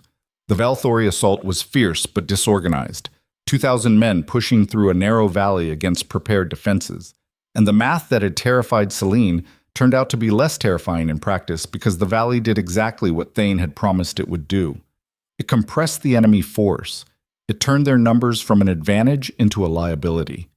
Men pushed forward into men who were already pushing forward, and the result was a crush of bodies that could not maneuver and could not retreat and could only press against the barricades like water pressing against a dam that was bending but not breaking. In the 4th hour, Lord Hale arrived from the west with his 600 men. They came through a ridge pass that the Valthori had not scouted and hit the enemy flank like a hammer striking an anvil. The dispatches described confusion in the Valthori ranks, units breaking apart, officers losing control. The confident, hungry, undisciplined army that had marched through an opened gate expecting easy plunder, discovering that the kingdom they were invading had teeth they had not anticipated. By the 7th hour, the Valthori were in retreat. Not a rout, not yet, but a deliberate withdrawal northward, back through the valley, back toward Thornwall, carrying their wounded and leaving their dead on ground that did not belong to them and never would. By the 9th hour, it was over. The final dispatch arrived at sunset. The Valthori had retreated beyond Thornwall. Dorian Marrow, who had remained inside the fortress with his 200 garrison soldiers, had attempted to close the gates as the Valthori retreated through them, trapping himself inside with an army that now viewed him not as an ally, but as the man who had promised them an easy victory and delivered a bloody defeat. The last report said Dorian had been taken prisoner by the Valthori commanders. His fate was uncertain. His relevance was over. Celine read the dispatch. She set it down on the table beside the map. She placed her hands flat on the wood and she breathed, and the breath she took went deeper than any breath she had taken in 13 days, deeper than her lungs, deeper than her chest, all the way down to the place where the fear and the fury and the grief and the determination had been stored in compressed layers like geological strata, each one laid down by a different disaster, each one hardening the ones beneath it. She exhaled. Thane was standing by the door. His arm had been set and splinted by a physician who had come to the War Council chamber because Thane refused to go to the physician. His face was still a ruin of bruises. He looked at Celine across the room, and in the last light of the sunset coming through the narrow windows, his iron eyes held something that she had seen before but never this clearly. Not respect. Something beyond respect. The recognition of a soldier who has watched someone survive a battle they should not have survived and understands that survival, at this level, is not luck or skill, but the expression of something fundamental about the person, something that was always there, hidden, compressed, waiting for the pressure that would force it to the surface. "It is over," he said. "The battle is over," she said. "The rest is just beginning." He nodded. He knew what she meant. The military crisis was resolved, but the political crisis was a wound that had been opened and not yet stitched. The king had signed away territory. The most powerful family in the kingdom was under arrest. The council was compromised. The northern border was breached and would need to be rebuilt. And the woman who had held it all together was not yet queen, and might never be, because power in Valadorn was not given to the person who deserved it, but to the person the system decided to recognize.